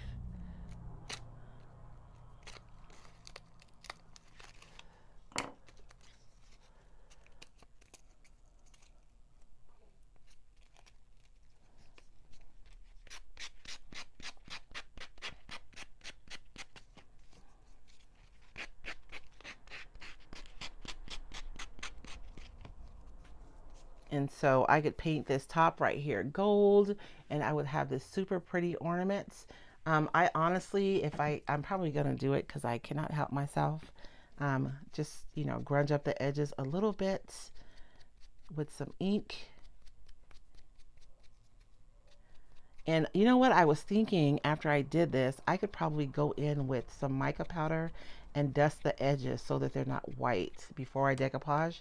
Know what I mean? Like the center could be white, but if I dust my mold around the edges, then my edges could already have a color on them. But paint that gold, put a jewelry bell on there, and I have an ornament. And again, these are completely symmetrical. So I could have put this, I could have poured the mold again, set this over the top, and then I would have had a three-dimensional mold. But that's just one, right? I could use that paper over and over again and make a whole set of ornaments. And we had one last thing. I keep saying that, but this is the last thing for real. And that's this one. And I did want to use, I think I want to use like the natural history paper on the cloche. I just got to figure out how to do it without getting paper in my paint. I just need to figure out, oh man, I guess I'll use this little bitty brush. I'm tempted to wipe paint on my jeans, but I actually have a good pair of jeans on today. And so I just got to figure out, what do I want to put in my cloche? Yeah, you're crazy. It's too hot for pants right now. It's too hot for pants.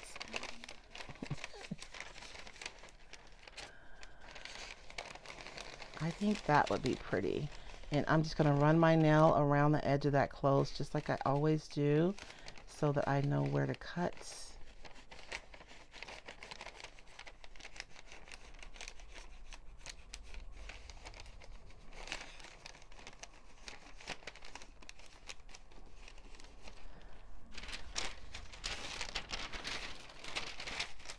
I better put that away before I slice my finger open. That would not be good. And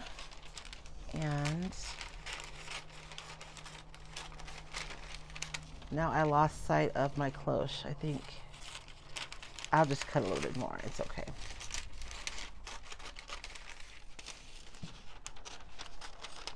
I'd rather cut a little bit more and be safe than to cut it too tight and not have enough paper. So I'm thinking that is super cute, even though I'm cutting off my little squirrel and my little bunny right there, but it's okay.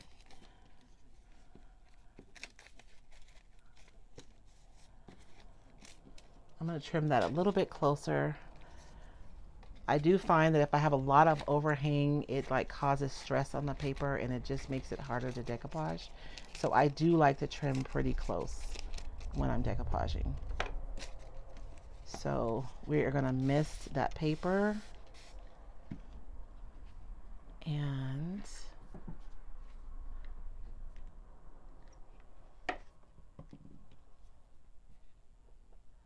I'm just using some Wise Owl varnish to decoupage with.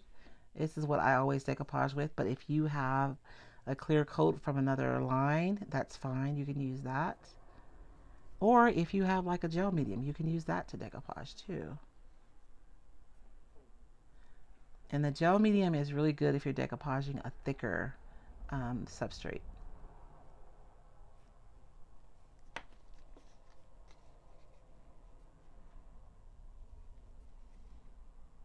And remember to only put your medium where you want your paper to stick. So you want to be careful about where you put it.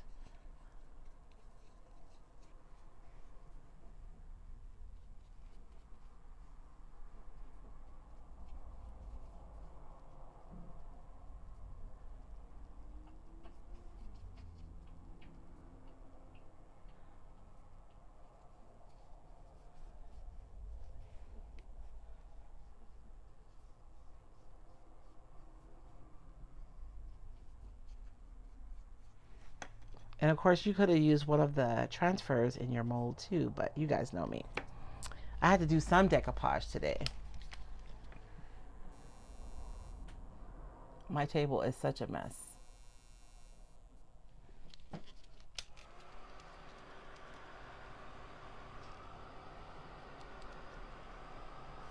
None of the stuff in here has to stay cold. Yeah, I usually have my cooler on. I just have it off now so my mic doesn't pick it up. No, I mean like all of you, Yeah, it maintains it. It has a a setting. yeah. Oh. So it's set to like 70 right I now. was gonna say, you're gonna be gone and come back and all your stuff's gonna melt. No.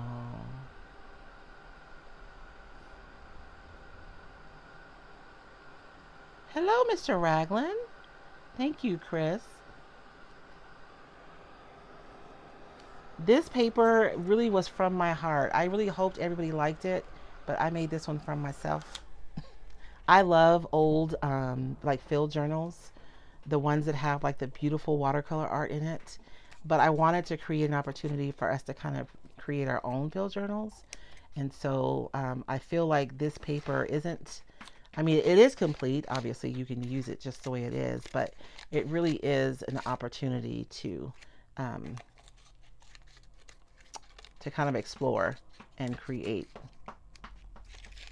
above and beyond what the actual paper is. So like I want to do a color study using this paper, a watercolor study, and then frame it. I think that'll be beautiful. So it's on there, right? I just need to trim it. So I'm going to trim this using my X-Acto knife, and it's going to tear some because I'm being impatient. You guys, if you're cutting your paper, you want to make sure that it's completely dry if you want to get a clean cut. Don't be like Royce and rush it.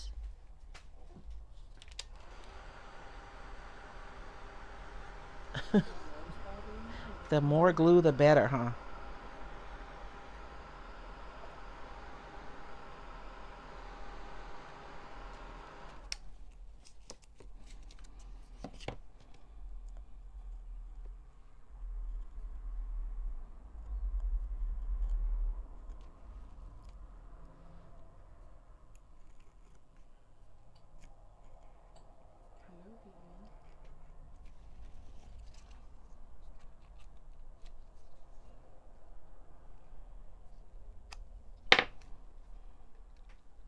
I do want to finish this one before we go, you guys.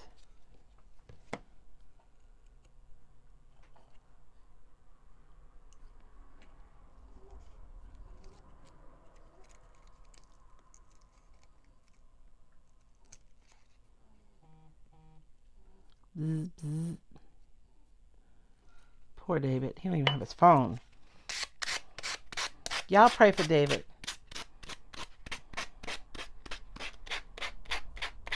Hey, Paula.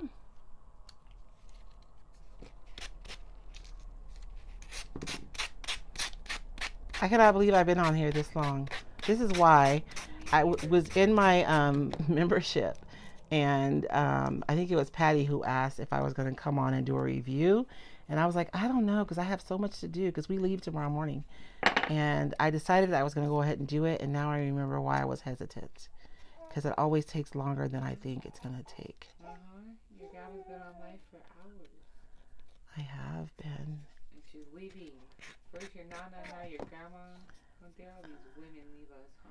It's because our kids are adults now, girl. We footloose and fancy free. Not funny, Grandma. And so look at how cute is that. And you could have all kinds of different sceneries inside of your closures. You guys know that I'm going to have so much fun with this one that I cannot even. And for those of you who are in our membership, you guys know we've been doing a lot of faux encaustics. Like this would be such a fun project to do with faux encaustics, I think. Because you would get that like really pretty luminous kind of a vibe from it. Or even real encaustics would be pretty with this, with something like this. Is she talking? Yep.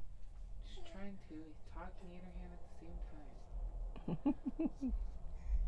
And so that is it for the day, you guys. Thank you guys so much for hanging out with me.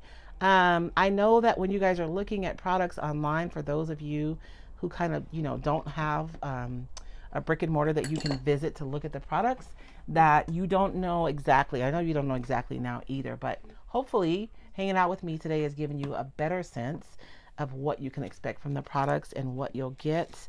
And if anybody had any more questions, Pentart Fine Crackle over the top would be amazing. You know what, Flea? You are so right. Yes, it would be.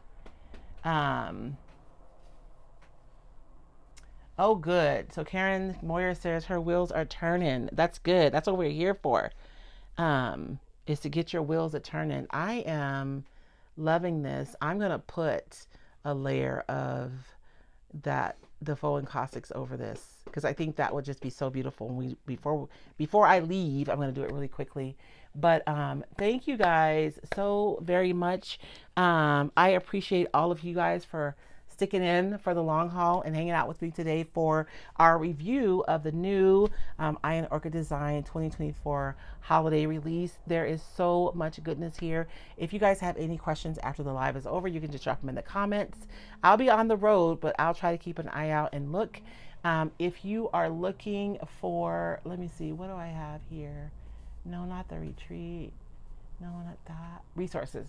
If you guys are looking for any of the products I used here today, you may be able to find them on my website. You can use this QR code if you are on YouTube to go to my my page where you can find all my links, and you can buy craft supplies at roycycled.ecwid.com if you're on Facebook. Although I'm not sure what I have left from the new release, because I've seen a couple of people mention that things were already sold out. But if you don't find it from me, there are plenty of other IOD retailers who have inventory. Thank you guys so much for hanging out with me. I really appreciate it. Ooh, on 22nd, Wanda's going to go see Tammy. Awesome. Thank you guys so much for hanging out with me. You guys have a blessed day. And as always, you guys already know the deal. There isn't anything that I've done here today that you guys cannot absolutely do. You guys can do it. You can do it today. Have a blessed week. And for some of you, I'll see you on Thursday in Minnesota. No, in Wisconsin.